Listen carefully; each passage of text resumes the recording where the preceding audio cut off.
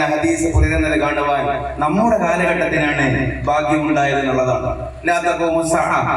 അന്ത്യനാള് സംഭവിക്കുകയില്ല.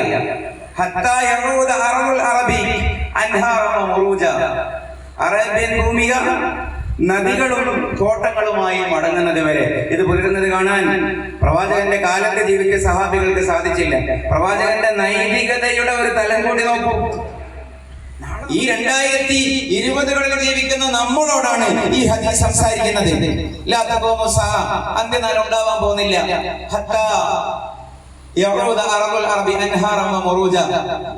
അറബുൽ അറബ് എന്ന് പറഞ്ഞാൽ GCC ആണ്. ഇന്നത്തെ GCC ആണ്. GCC രാജ്യങ്ങൾ പൂർവസ്ഥിതി പ്രാപിക്കുന്നത് വരേക്കും അൻഹാറൻ നദികളായും മുറൂജ പാർക്കുകളായും ഇതൊക്കെ വിശദീകരിക്കണം. ഇത് സ്വഹീഹായ ഹദീസാണ്. ഇത് പറയുമ്പോ GCC പ്രവാചകന്റെ അറബുൽ അറബ് എങ്ങനെയായിരുന്നു? ചെമ്പ് തകിട് പോലെ, ഒരുക്കപ്പെട്ട ചെമ്പ് തകിട് പോലെ ചുട്ടുകൊള്ളുന്ന അറേബ്യൻ മരുഭൂമിയിൽ എന്നാണ് ഇത് പറയുന്നത്. ഇവിടെ നദികൾ വരും, കുറെ കാലം കഴിഞ്ഞാൽ പാർക്കുകൾ വരും എന്നവിടെ ഇരിക്കുക. അതിനെ പറ്റി മാത്രം പറയുന്ന എത്ര ലിങ്കുകളുണ്ട്, എത്ര പഠനങ്ങളുണ്ട്. അസ്സലാമു അലൈക്കും വറഹ്മത്തുള്ളാഹി വബറകാതുഹു. അഊദു ബില്ലാഹി മിനശ് ശൈത്വാനിർ റജീം. ബിസ്മില്ലാഹിർ റഹ്മാനിർ റഹീം. അൽഹംദുലില്ലാഹി വനസ്തഈനുഹു വനസ്തഗ്ഫിറുഹു വനസ്തഗ്ഫിറുഹു വയുഖ്രിജുഹും മിനൽ ളുലുമാതി ഇലൻ നൂരി വയഹ്ദീഹിം ഇലാ സിറാത്തിൻ മുസ്തഖീം. സല്ലല്ലാഹു മൗലാനാ നബിയുൽ അലീം. വളരെ അഭിനന്ദനായ ഈ സംഗമത്തിന് വിവിധ അർത്ഥങ്ങളിൽ നേതൃത്വം നൽകിക്കൊണ്ടിരിക്കുന്ന ഇതിൻ്റെ നേതാക്കളെ, സാരഥികളെ, വളരെ ബഹുമാന്യരായ ഉസ്താദുമാരെ, സമസ്ത എംപ്ലോയീസ് അസോസിയേഷൻ്റെ ഭാഗമായ സഹോദരങ്ങളെ, പ്രിയപ്പെട്ടവരെ, പത്താരിലേക്ക് സുഹൃത്തുക്കളെ, സഹോദരങ്ങൾ, അല്ലാഹു നമ്മുടെ ഈ ചടങ്ങ്, ഈ സംഗമം സ്വീകരിക്കുകയും പരലോകത്തിൽ പ്രതിഫലം നൽകുന്ന സ്വാലിഹായ അമാലുകളുടെ കൂട്ടത്തിൽ ഉൾപ്പെടുത്തുകയും ചെയ്യട്ടെ. ഈ പരിപാടിയുടെ ഉദ്ദേശ്യ ലക്ഷ്യങ്ങളെ കുറിച്ച് ഞാനിനി പറയേണ്ടതില്ല. ആമുഖ പ്രസംഗത്തിൽ അതുകൂടെ പരാമർശിക്കപ്പെടുകയുണ്ടായി. പക്ഷെ എനിക്കതിനോട് കൂട്ടിച്ചേർക്കാനുള്ള ഒരു കാര്യം, ഇതൊരു കേവലം ഒരു പ്രഭാഷണം അല്ലെങ്കിൽ ഒരു ക്ലാസ് അവതരണമല്ല. സംശയങ്ങൾക്ക് മറുപടി പറയുന്ന, പുറമെ ഉന്നയിക്കപ്പെടുന്ന ആരോപണങ്ങളെ വിശകലനം ചെയ്യുന്ന ഒരു വേദി എന്നതിനേക്കാളും നാം മഹത്തായ ഒരു വിശ്വാസാദർശം മുറുകെ പിടിക്കുന്ന ആളുകളായതുകൊണ്ട് ഇതൊരു ഇബാദത്താണ് എന്നുള്ളതാണ് അതിൻ്റെ ഒരു പരമമായ കാര്യം. നബി സല്ലല്ലാഹു അലൈഹി വസല്ലമയെ സംബന്ധിച്ച് പറയുകയും ഓർക്കുകയും ചെയ്യുന്ന ഒരു സദസ് എന്നുള്ളത് അള്ളാഹുവിൻ്റെ അനുഗ്രഹം വർഷിക്കുന്ന മലായിക്കത്ത് വന്നിറങ്ങുന്ന ഇതിൻ്റെ ചിത്രം തന്നെ സ്വലാത്ത് മുഖേന നബി സല്ലല്ലാഹു അലൈഹി വസല്ലമയുടെ മുമ്പിൽ പ്രദർശിപ്പിക്കപ്പെടുന്ന ഒരു സംഗമം എന്നുള്ള നിലയിലായിരിക്കണം നമ്മൾ ഇതിൻ്റെ ഭാഗമാവേണ്ടത്. നബിയെ അറിയുകയല്ല, നബിയെ നമ്മൾ ഓർത്ത് അനുഭവിക്കുന്ന ഒരു അർത്ഥത്തിലാണ് ഇത് പ്രസക്തമാകുന്നുള്ളൂ എന്നാണ് നാം അതിൻ്റെ കൂടെ മനസ്സിലാക്കേണ്ട കാര്യം. അല്ലാഹു അങ്ങനെയുള്ള ഒരു ഒത്തുചേരലായി, അനുഭവങ്ങളായി അല്ലാഹു ഇതിനെ മാറ്റിത്തരട്ടെ. ഏതർത്ഥങ്ങളിൽ എങ്ങനെ നാം പ്രവാചക ജീവിതത്തെ സമീപിക്കുകയാണെങ്കിലും പ്രവാചകൻ എന്ന് പറയുന്ന പ്രവിശാലതയിലേക്കുള്ള ഒരു എൻട്രൻസ് നമുക്ക് ലഭിക്കും.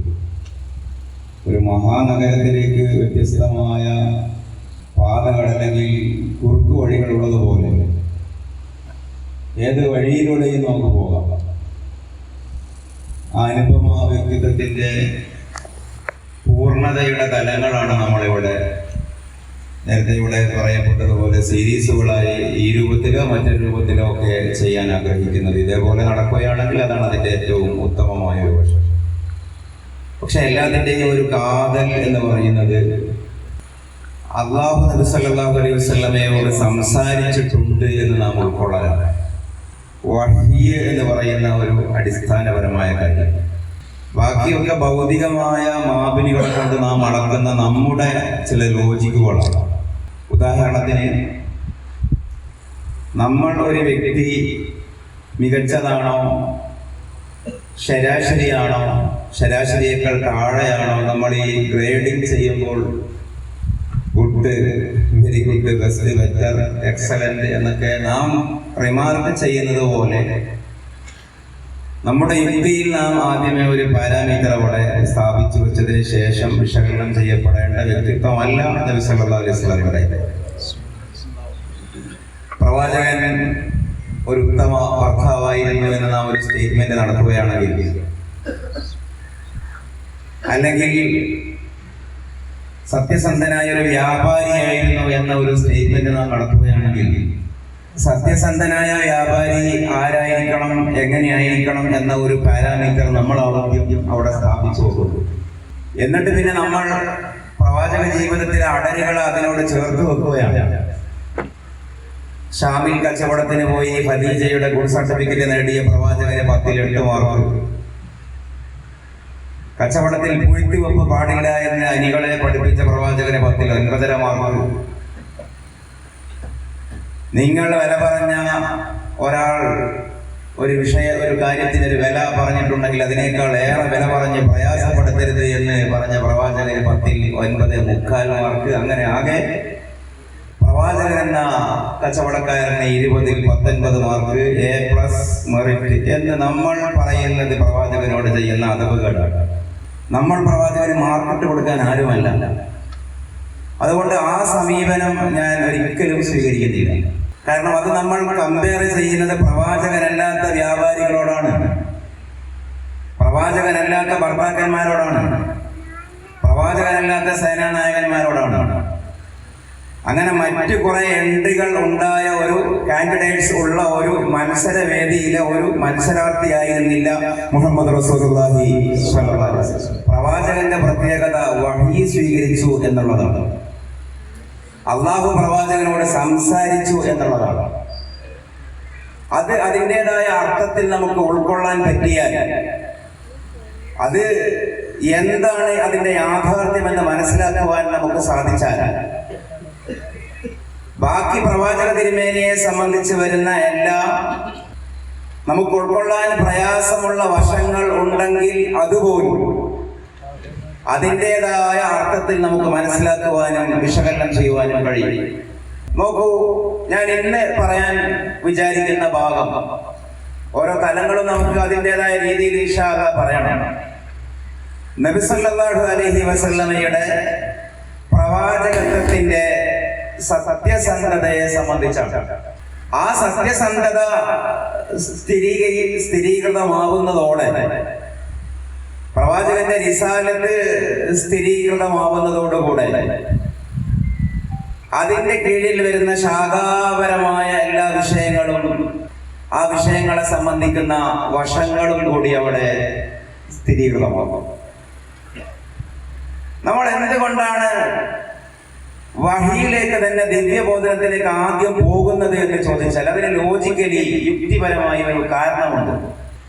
Extra ordinary events need extraordinary explanation എന്ന് പൊതുവെ ലോജിക്കിൽ പറയാറുണ്ട്. അസാധാരണമായ സംഭവങ്ങൾ അസാധാരണമായ വിശദീകരണങ്ങൾ ആവശ്യപ്പെടുന്നു. അല്ലെങ്കിൽ ലോ ഓഫ് സഫിഷ്യന്റ് റീസൺ എന്ന് വേണമെങ്കിൽ പറയാം. ഒന്നുകൂടി അത് മനസ്സിലാവാൻ, ഇന്നലെയും മെനിയാന്നുമൊക്കെയായി നമ്മുടെ ഈ വാർത്താ മാധ്യമങ്ങൾ ഒന്നുകൂടി വിദേശ വാർത്തകൾ ശ്രദ്ധിക്കുന്ന പോർട്ടലുകൾ റിപ്പോർട്ട് ചെയ്ത ഒരു ന്യൂസ് നിങ്ങളും അത് കണ്ടിട്ടുണ്ടാകാം. ഇലോൺ മാസ്കിന്റെ സ്പേസ് എക്സിനെ കുറിച്ചായിരുന്നു. അദ്ദേഹത്തെ പരിചയപ്പെടുത്തേണ്ടതില്ല. നിലവിൽ ലോകത്തെ ഏറ്റവും കൗതുകകരമായ അല്ലെങ്കിൽ നിഗൂഢമായ സാമ്പത്തിക മേധാവിത്വ ശക്തിയായി വളർന്നു വരുന്ന ഒരു പിടികിട്ടാത്ത പ്രതിഭാസമാണ് ടെസ്ലയുടെ മുതലാളി എന്ന് ഒറ്റ വാക്കിൽ പറയാം. അദ്ദേഹത്തെ കുറിച്ച് നിലവിലുള്ള നറേറ്റീവ്സ് എന്തൊക്കെയാണ്? അദ്ദേഹത്തിന്റെ ജീവചരിത്രം എഴുതാൻ പോവുകയാണ് അമേരിക്കയിലുള്ള വോൾട്ടയർ ഏസിയാസ് എന്ന് പറയുന്ന ഒരു ചരിത്രം എഴുത്തുകാരൻ. അദ്ദേഹം ഒരു പുതുമുഖമല്ല, ലോകത്തെ പലരെയും കുറിച്ച് അദ്ദേഹം ചരിത്രം എഴുതിയിട്ടുണ്ട്. അദ്ദേഹം പറയുന്നത് ഈ ഇലോൺ മാസ്ക് ഒരു അന്യഗ്രഹ ജീവിയാവാനേ തരമുള്ളൂ. അദ്ദേഹത്തിന്റെ പിറകിലുള്ളത് ഒരുപക്ഷെ ദുർമൂർത്തികളോ നമ്മൾ പിശാചുക്കൾ എന്ന് പറയുന്ന അത്തരത്തിലുള്ള ഏതെങ്കിലും ആന്റി ക്രിസ്റ്റ് ലൂസിഫർ ശക്തികളോ ആണ്. എന്തുകൊണ്ടാണ് ഇലോൺ മാസ്കിനെ കുറിച്ച് 2024 നവംബറിൽ പോലും അമേരിക്ക കേന്ദ്രീകരിച്ചുകൊണ്ട് ഞാനീ പറഞ്ഞ ചരിത്രമെഴുത്തുകാരൻ ഹെൻറി കിസിഞ്ചറിനെ പോലെയുള്ള US സ്റ്റേറ്റ് സെക്രട്ടറിയുടെ ജീവചരിത്രം എഴുതിയ ഔദ്യോഗിക ചരിത്രകാരനാണ്. അവര് പോലും ഇദ്ദേഹം ഒരു അന്യഗ്രഹ ജീവിയാവാനുള്ള സാധ്യത എന്തുകൊണ്ടാണ് മുന്നോട്ട് പോകുന്നത്? കാരണം ഒരു സാധാരണ മനുഷ്യനെ കൊണ്ട് ചെയ്യാൻ പറ്റുന്ന കാര്യമല്ല ഇലോൺ മാസ്ക് ചെയ്യുന്നത്. ഈ സ്പേസ് എക്സ് എന്നൊക്കെ പറഞ്ഞാൽ ശൂന്യാകാശത്ത് സഞ്ചരിക്കാൻ പറ്റുന്ന വാഹനങ്ങളെ കുറിച്ചാണ് അദ്ദേഹം സംസാരിക്കുന്നത്. ന്യൂറാൽ ഇന്ത്യ എന്ന് പറയുന്ന ഒരു പ്രോജക്റ്റ് അദ്ദേഹം മുന്നിൽ കൊണ്ടുവന്നിട്ടുണ്ട്. മനുഷ്യന്റെ ബ്രെയിൻ മസ്തിഷ്കം മാറ്റിയിട്ട് സൂപ്പർ ഹ്യൂമൻ ആക്കാൻ പറ്റുന്ന ഒരു സാധ്യതയെ കുറിച്ച് മൃഗങ്ങളിൽ നടത്തിയ പരീക്ഷണം വിജയിച്ചതിന്റെ അടിസ്ഥാനത്തിൽ പുതിയ തരം മനുഷ്യന്മാരെ ഭൂമുഖത്ത് ഉൽപ്പാദിപ്പിക്കുന്നതിനുള്ള പഠനങ്ങൾ കേൾക്കുമ്പോൾ നമുക്ക് അതിശയോക്തി തോന്നും. പക്ഷേ അദ്ദേഹത്തെ സംബന്ധിച്ച് 5 കൊല്ലം മുമ്പ് പറഞ്ഞ അതിശയോക്തികൾ ഇന്ന് അത് സാക്ഷാത്കൃതമായിരിക്കുന്നു എന്നുള്ളതാണ് യാഥാർത്ഥ്യം. എന്നാൽ ഈ അസാധാരണമായ ഒരു കഥകളിലേക്ക്, അന്യഗ്രഹ ജീവിയാവാനുള്ള സാധ്യതകളിലേക്ക് അദ്ദേഹത്തെ വലിച്ചു കൊണ്ടുപോകാൻ മാത്രമുള്ള ഒരു പശ്ചാത്തലം അദ്ദേഹത്തിനുണ്ടോ എന്ന് ചോദിച്ചാൽ ഇല്ല. കാരണം എന്താ? അദ്ദേഹത്തിന്റെ പിതാവ് ഇലോൺ മാസ്ക് വലിയൊരു മെക്കാനിക്കൽ എഞ്ചിനീയർ ആണ്. അദ്ദേഹത്തിന്റെ മാതാവ് മയോ മാസ്ക് ഒരു മോഡലാണ്. കോടിക്കണക്കിന് രൂപയുടെ ആസ്തി അദ്ദേഹത്തിന് ഉണ്ടായിരുന്നു. പക്ഷേ അദ്ദേഹത്തിന്റെ കുട്ടിക്കാലത്ത് പിതാവ് അദ്ദേഹത്തിനെ കൂടുതൽ പീഡിപ്പിക്കുകയും ക്രൂരമായി നോവിപ്പിക്കുകയും ചെയ്യുന്നു. ദാമ്പത്യം അവരുടെ മാതാപിതാക്കളെ അത് വേർപിരിയുന്നു. അദ്ദേഹം പിതാവിന്റെ കൂടെ നിൽക്കുന്നു. അവിടുന്ന് മുതലുള്ള കഥകളായി വരികയാണ്. ഞാൻ അദ്ദേഹത്തെ കുറിച്ച് അധികം സംസാരിക്കുകയല്ല. അതായത് പൊതുജനങ്ങൾക്ക് സാധാരണ നിലയിൽ നേടിയെടുക്കാൻ കഴിയാത്ത കാര്യം ചെയ്യുന്ന ഒരാളെ കുറിച്ച് പ്രാചീന കാലത്ത് മാത്രമല്ല, ആധുനിക കാലത്തും ഉത്തരാധുനിക കാലത്തും നാം ശ്വാസം കഴിച്ച് ജീവിക്കുന്ന ഈ മണിക്കൂറുകളിൽ ലോകത്തിന്റെ പൊതുബോധം extraordinary events need extraordinary explanation. അസാധാരണമായ കാര്യങ്ങൾ അസാധാരണമായ വിശദീകരണങ്ങൾ തേടുന്നു. കാരണം ഒരു മനുഷ്യനെ കൊണ്ട് പണ്ട് രാജാക്കന്മാരായിരുന്നു ലോകം കീഴ്പ്പെടുത്തിയത്. രാജാക്കന്മാരുടെ കാലം കഴിഞ്ഞപ്പോൾ പിന്നെ അത് സാമ്രാജ്യങ്ങളായി. സാമ്രാജ്യങ്ങളുടെ കാലം കഴിഞ്ഞപ്പോൾ പിന്നെ അത് കോർപ്പറേറ്റുകളായി. ഇലോൺ മാസ്ക് വന്നപ്പോൾ കോർപ്പറേറ്റുകളെയും അപ്രസക്തമാക്കിയ ഒരു വ്യക്തി ലോകം വിലക്ക് വാങ്ങുകയാണ്. നിലവിൽ അമേരിക്കയിൽ ഡൊണാൾഡ് ട്രംപിനെ വിജയിപ്പിച്ചത് ഈ ഇലോൺ മാസ്ക് ആണ്. അപ്പൊ ഇനി നമ്മൾ മൈക്കൽ എച്ച് ഹാർട്ടിന്റെ The most influential persons in the history, നമുക്ക് ഇതേ ഒരു മാനദണ്ഡം എടുത്തൊന്ന് പരിശോധിച്ച് നോക്കാം. പിതാവ് നേരത്തെ മരണപ്പെട്ടു പോയ അനാഥത്വത്തിന്റെ ഊഷരതയിലേക്ക് ജനിച്ചു വീണ ഒരു ബാല്യം. മൊട്ടക്കുന്നുകളിൽ ആടിനെ മേറ്റ് നടന്നിരുന്ന സിറിയയിലേക്ക് കച്ചവടത്തിന് പോയ,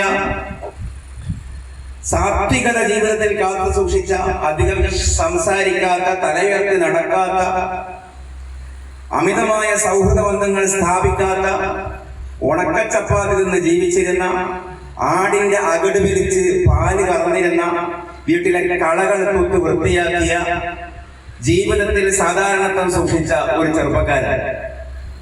ആ ചെറുപ്പക്കാരൻ പെടുന്നനെ സമൂഹത്തിന്റെ മുമ്പിൽ നിന്ന് അപ്രത്യക്ഷപ്പെടുകയും അതേവരെ സജീവമായിരുന്നു. പ്രവാചകന്റെ ബാല്യവും കൗമാരവും യൗവനവും മക്കയിലെ പൊതുസമൂഹത്തിന്റെ മുമ്പിലായിരുന്നു. 35 വയസ്സ് 36 വയസ്സ് വരെ പിന്നീട് പെടുന്നതിനെ പ്രവാചകൻ നിശബ്ദനാവുകയും പ്രവാചകൻ മക്കയിലെ പൊതുസമൂഹത്തിന്റെ മുമ്പിൽ നിന്ന് അപ്രത്യക്ഷമാവുകയും ചെയ്യുകയാണ്. ഹർബുൽ ഫിജാറിൽ പ്രവാചകനുണ്ട്, കാബാലയെ പുനർനിർമ്മിക്കാൻ പ്രവാചകനുണ്ട്, ഗോത്ര തർക്കങ്ങൾ പരിഹരിക്കാനുള്ള മധ്യസ്ഥനായി പ്രവാചകനുണ്ട്. അന്ന് പ്രവാചകനല്ല, ഈ അബ്ദുള്ളയുടെ പുത്രനായ മുഹമ്മദ് ഉണ്ട് സ്വല്ലല്ലാഹു അലൈഹി വസല്ലം. പക്ഷെ പിന്നീട് എന്താ സംഭവിക്കുന്നത്? പിന്നീട് ഹിറായിൽ ഏകാന്തതയിൽ ഇരിക്കുന്നു. വീട്ടിൽ നിന്ന് ഒരു പിടി ഭക്ഷണവുമായി പോകുന്നു. ഞാൻ ഇന്ന് രാത്രി വരില്ല എന്ന് ഭാര്യയോട് പറയുന്നു. ദിവസങ്ങൾക്ക് ശേഷം മാത്രം വീട്ടിലേക്ക് തിരിച്ചു വരും. പറഞ്ഞ ദിവസവും വന്നിട്ടില്ലെങ്കിൽ ഭാര്യ കയ്യിൽ ഭക്ഷണപ്പൊതിയുമായി ഗുഹയിലേക്ക് കയറി പോകുന്നു. ഒരു ദിവസം രാവിലെ വന്നിട്ട് ആ വ്യക്തി പറയുകയാണ്, സമ്മിലൂനി, എന്നെ പുതപ്പിക്കൂ, ഞാൻ ഇങ്ങനെ അത്ഭുതങ്ങൾ കണ്ടിരിക്കുന്നു. അവിടെ നിന്ന് തുടങ്ങിയ ആ ഒരു അസാധാരണത്വം പിന്നീട് നിൽക്കുന്നില്ല.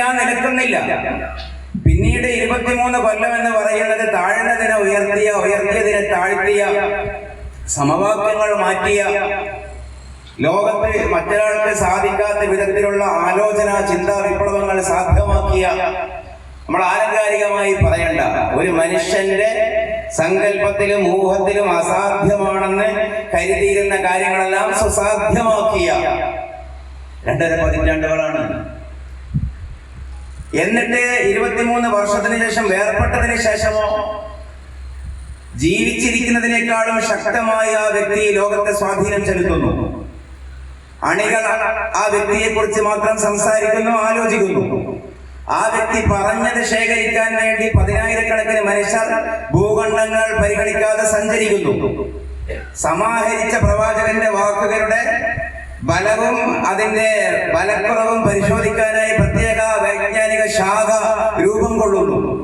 പ്രവാചകൻ പറഞ്ഞതിലുള്ള പോഴത്തങ്ങൾ കണ്ടെത്താൻ വേണ്ടി മാത്രം അങ്ങനെ അവകാശവാദം ഉന്നയിച്ചുകൊണ്ട് എതിരാളികൾ അവരുടെ ജീവിതം അതിനു വേണ്ടി മാറ്റിവെക്കുന്നു. 1400 കൊല്ലം കഴിഞ്ഞിട്ടും ജീവിച്ചിരിക്കുമ്പോഴുള്ള നബി ഏത് വിധം ചർച്ചയായോ അതേപോലെ ചർച്ചയായിക്കൊണ്ടിരിക്കുന്നു. കേവലം ഒരു സ്പേസ് എക്സ് എന്ന ഒരു സാധ്യതയെ കുറിച്ച് ലോകത്തോട് പറയുന്നതിന്റെ പേരിൽ, ന്യൂറാലിങ്ക് എന്ന് പറയുന്ന ഒരു മനുഷ്യന്റെ മസ്തിഷ്കം മാറ്റുന്ന ഒരു സാങ്കേതികത, അതിന്റെ ഇനീഷ്യേറ്റീവ് സ്റ്റെപ്പ് ലോകത്തിന് മുമ്പിൽ കാഴ്ചവെച്ചു എന്നുള്ളതിന്റെ പേരിൽ സാമ്രാജ്യങ്ങൾക്കും കോർപ്പറേറ്റുകൾക്കും സാധിക്കാത്തത് നൈമിഷിക നേരത്തേക്കെങ്കിലും സാധിപ്പിക്കുന്നു എന്ന് ലോകത്തെ കൊണ്ട് കൺവിൻസ് ചെയ്യിപ്പിക്കുന്നു എന്നുള്ളതിന്റെ പേരിൽ ആധുനിക ലോകം ഇയോൺ മാസ്ക് അന്യഗ്രഹ ജീവിയാണ് എന്നുള്ള വാദത്തെ അസാംഗത്യം കലരാതെ, ആ സംസാരത്തിൽ ഒരു അനൗചിത്യം മനസ്സിലാക്കാതെ അതിന്റെ സാധ്യതകളെ കുറിച്ച് പഠിക്കുന്നുവെങ്കിൽ നബി സല്ലല്ലാഹു അലൈഹി വസല്ലമയുടെ ആ ദിവ്യബോധനത്തിന്റെ ഈ വെളിപാടിന്റെ ഉറവിടം ഈ പറഞ്ഞതുപോലെ അന്യഗ്രഹം എന്ന് പറഞ്ഞതുപോലെ അഭൗമികമായ മറ്റെന്തോ ആണ് എന്ന ചർച്ച തന്നെയല്ലേ പൊതുലോകം ഏറ്റവും പ്രധാനപ്പെട്ടതായി പരിഗണിക്കേണ്ടത്. കാരണം ഇത് എക്സ്ട്രാ ഓർഡിനറിയാണ്. എക്സ്ട്രാ ഓർഡിനറിയായ കാര്യങ്ങളെ ഓർഡിനറി തലത്തിൽ വെച്ച് പരിശോധിക്കാൻ പാടില്ല. അതുകൊണ്ടാണ് ഞാൻ നേരത്തെ തുടക്കത്തിൽ പറഞ്ഞത്, ഓർഡിനറി കാര്യങ്ങളാണ് മികച്ച ഭർത്താവ്, ഓർഡിനറി കാര്യമാണ് മികച്ച കച്ചവടക്കാരൻ, ഓർഡിനറി കാര്യമാണ് മികച്ച സേനാനായകൻ. ആ ഓർഡിനറി സ്റ്റെപ്പിൽ വെച്ചുകൊണ്ടല്ല പ്രവാചകനെ വിശകലനം ചെയ്യേണ്ടത്. പ്രവാചകനെ വിശകലനം ചെയ്യേണ്ടത് പ്രവാചകനെ പറഞ്ഞയച്ചതാര എന്നുള്ളത് വെച്ചാണ്. നബി സല്ലല്ലാഹു അലൈഹി വസല്ലമക്ക് വാസ്തവത്തിൽ എന്താണ് സംഭവിച്ചത്? നമുക്ക് അങ്ങനെ ചിന്തിച്ചു നോക്കാം.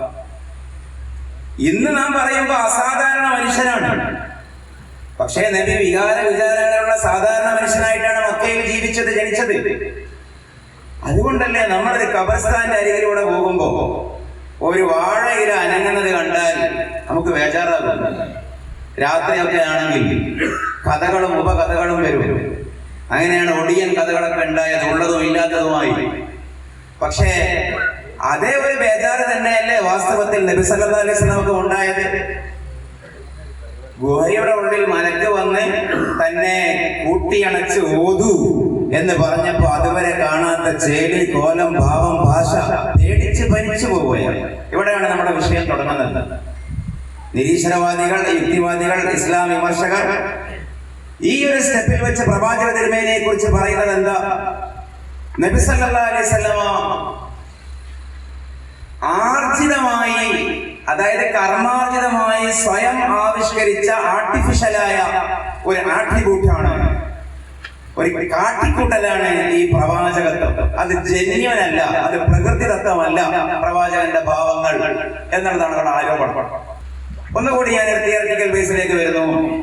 നമ്മള് ലോകത്താരും, അത് മുസ്ലിങ്ങളെന്നല്ല, അമുസ്ലിങ്ങളെന്നല്ല, മതപരമെന്നല്ല, മതേതരെന്നല്ല, ഏതും ഒരു തിയറി മുന്നോട്ട് വെക്കുകയാണെങ്കിൽ ആ തിയറി എപ്പോഴാണ് ശരിയാവുന്നത് എന്ന് ചോദിച്ചാൽ ആ തിയറി പ്രതീക്ഷിക്കുന്ന ചില ഡാറ്റകൾ, എവിഡൻസുകൾ കിട്ടണം. ആ എവിഡൻസുകൾ കിട്ടിയാലാണ് ആ തിയറി ശരിയാവുക. അതൊരു പൊതു തത്വമാണ്. അങ്ങനെയാണെങ്കിൽ ഇവിടെ നോക്കൂ, 39 വയസ്സ്, 39 വയസ്സെന്ന് പറഞ്ഞാൽ ആ കാലം വളരെ കറക്റ്റാണ്, നമ്മളത് മനസ്സിലാക്കണം. ഇപ്പോ റഹീഖുൽ മഖ്തൂം എന്നൊരു കിതാബ്, ഞാൻ പല കിതാബുകളും പരിശോധിച്ച് പ്രവാചകന്റെ വയസ്സ് നുബുവത്ത് കിട്ടുമ്പോൾ അക്യുറേറ്റ് ആക്കിയ ഒരു കിതാബ് മാത്രം ഉദ്ധരിക്കുകയാണ്. സുഫൈറുർ റഹ്മാനുൽ മുബാറക്ഫുരി എന്ന് പറയുന്ന ഇന്ത്യക്കാരന്റെ ഗ്രന്ഥമാണ്. അദ്ദേഹം അതിൽ പറയുന്നത്, അതിന്റെ ഒരു നക്കല് തന്നെ ഞാൻ ഉദ്ധരിക്കുകയാണ്. يمكن لنا أن نحدد ذلك اليوم بأنه كان يوم الاثنين ل21 من شهر رمضان ليل ويوافق 10 أغسطس سنة 610. നബി സല്ലല്ലാഹു അലൈഹി വസല്ലമക്ക് വഹി കിട്ടിയ ആ ദിവസം എന്ന് പറയുന്നത് ക്രിസ്തബ്ദം 610 ആഗസ്റ്റ് 10 ആണ്. ആ സമയത്ത് പ്രവാചകന്റെ വയസ്സ് വകാന ഉംറുഹു സല്ലല്ലാഹു അലൈഹി വസല്ലം ഇദാക ബിദബതി 40 സനതൻ ഖമരിയതൻ. ചന്ദ്രവർഷപ്രകാരം 40 വയസ്സായിരുന്നു. കൂടെ വസിത്തത അശ്ഹുരിൻ വ12 യൗമ, 6 മാസവും 12 ദിവസവും. അപ്പൊ ചന്ദ്രവർഷപ്രകാരം 6 മാസവും 12 ദിവസവും 40 കൊല്ലവുമായിരുന്നു പ്രവാചകന്റെ പ്രായം. സൗരവർഷപ്രകാരമോ 39 വയസ്സും 3 മാസവും 12 ദിവസവും. 39 വയസ്സ്, 3 മാസം, അതേപോലെ 12 ദിവസം. ചന്ദ്രവർഷപ്രകാരം 40 വയസ്സ് അല്ലെ 40 വർഷം, 6 മാസം 12 ദിവസം. ഈ ഒരു കാലയളവിൽ പ്രവാചക തിരുമേനി സ്വല്ലല്ലാഹു അലൈഹി വസല്ലം തനിക്ക് ദിവ്യ വെളിപാടുണ്ടായി എന്ന് പറയുമ്പോൾ അതൊരു തിയറിയായി നമ്മൾ ഇന്ന് ലോകത്തോട് പറയുമ്പോൾ പൊതുബോധം ആവശ്യപ്പെടുന്ന കുറെ കാര്യങ്ങളുണ്ട്. ഒന്ന്, അതിനുശേഷം നാം നബി സല്ലല്ലാഹു അലൈഹി വസല്ലമയുടെ സത്യതയെ കുറിച്ചാണ് വിചാരിക്കുന്നത്. എന്താണ് പിന്നെ നബിക്ക് സംഭവിച്ചത് എന്നുള്ളതാണ്. സ്വാഭാവികമായി ഇതൊരു അഭിനയമാണെങ്കിൽ നബി സല്ലല്ലാഹു അലൈഹി വസല്ലമ ഊറിച്ചിരിക്കണം. പക്ഷെ ഉണ്ടായത് അസഹനീയമായ ഭയവും പരിഭ്രാന്തിയുമായിരുന്നു. ഏത് സ്രോതസ്സുകൾ ഉപയോഗിച്ചുകൊണ്ടാണോ നാം നുബുവത്തിനെ അല്ലെങ്കിൽ വഹീനെ സമീപിക്കുന്നത്, ആ സ്രോതസ്സിൽ തന്നെ പറയുന്ന കാര്യമാണ് നമ്മൾ അതിന്റെ കൂടെ വെക്കുന്നത്. വഹിയുണ്ടായി എന്ന് വന്നതിന് ശേഷം തന്നെ പുതപ്പിക്കൂ എന്ന് പ്രവാചകൻ പറയുന്നതിന്റെ കാരണം നമുക്കറിയാം. ഒരു വ്യക്തിക്ക് അസഹനീയമായ പേടി ഉണ്ടാകുമ്പോൾ ഉണ്ടാവുക ഏറ്റവും സോഫ്റ്റ് സെൻസിറ്റീവായ ഭാഗങ്ങളിൽ തണുപ്പും മൊത്തത്തിൽ മനസ്സ പേടിയുമാണ്.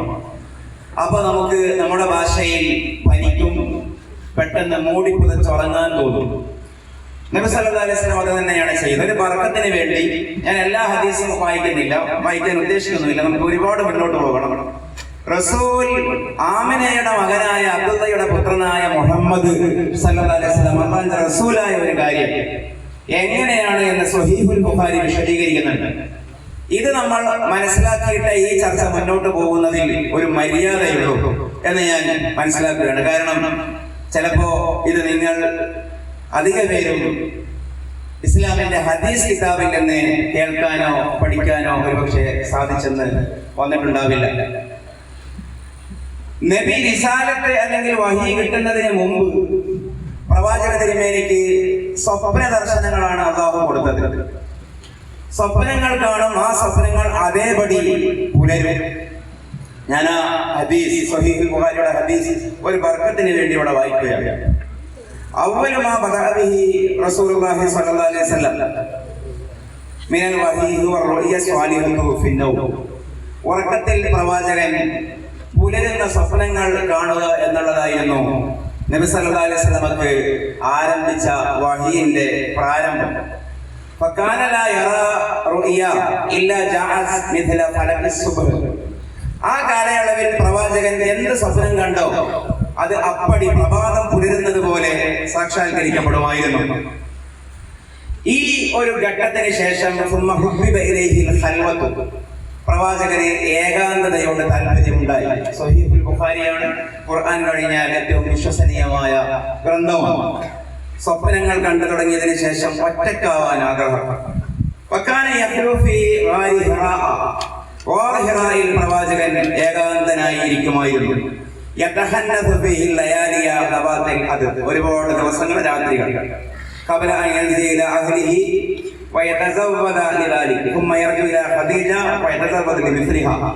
ഞാൻ നേരത്തെ പറഞ്ഞതുപോലെ അത്രയും സമയത്തേക്കുള്ള ഭക്ഷണം കരുതുമായിരുന്നു. ആ ഭക്ഷണം ഖദീജ ബീവി കൊണ്ടുപോകുമായിരുന്നു അവിടത്തേക്ക് കൊടുക്കാൻ. അങ്ങനെ ചുരുക്കി പറയാം, ഒരു ദിവസം രാവിലെ സത്യം വന്നു. ജിബ്രീൽ അലൈഹിസ്സലാം വന്നു. പ്രവാചകൻ ഹിറയിലായിരിക്കെ അതായത് അതിനെ വിശദീകരിക്കുകയാണ്. ജിബ്രീൽ അലൈഹിസ്സലാം വന്നു.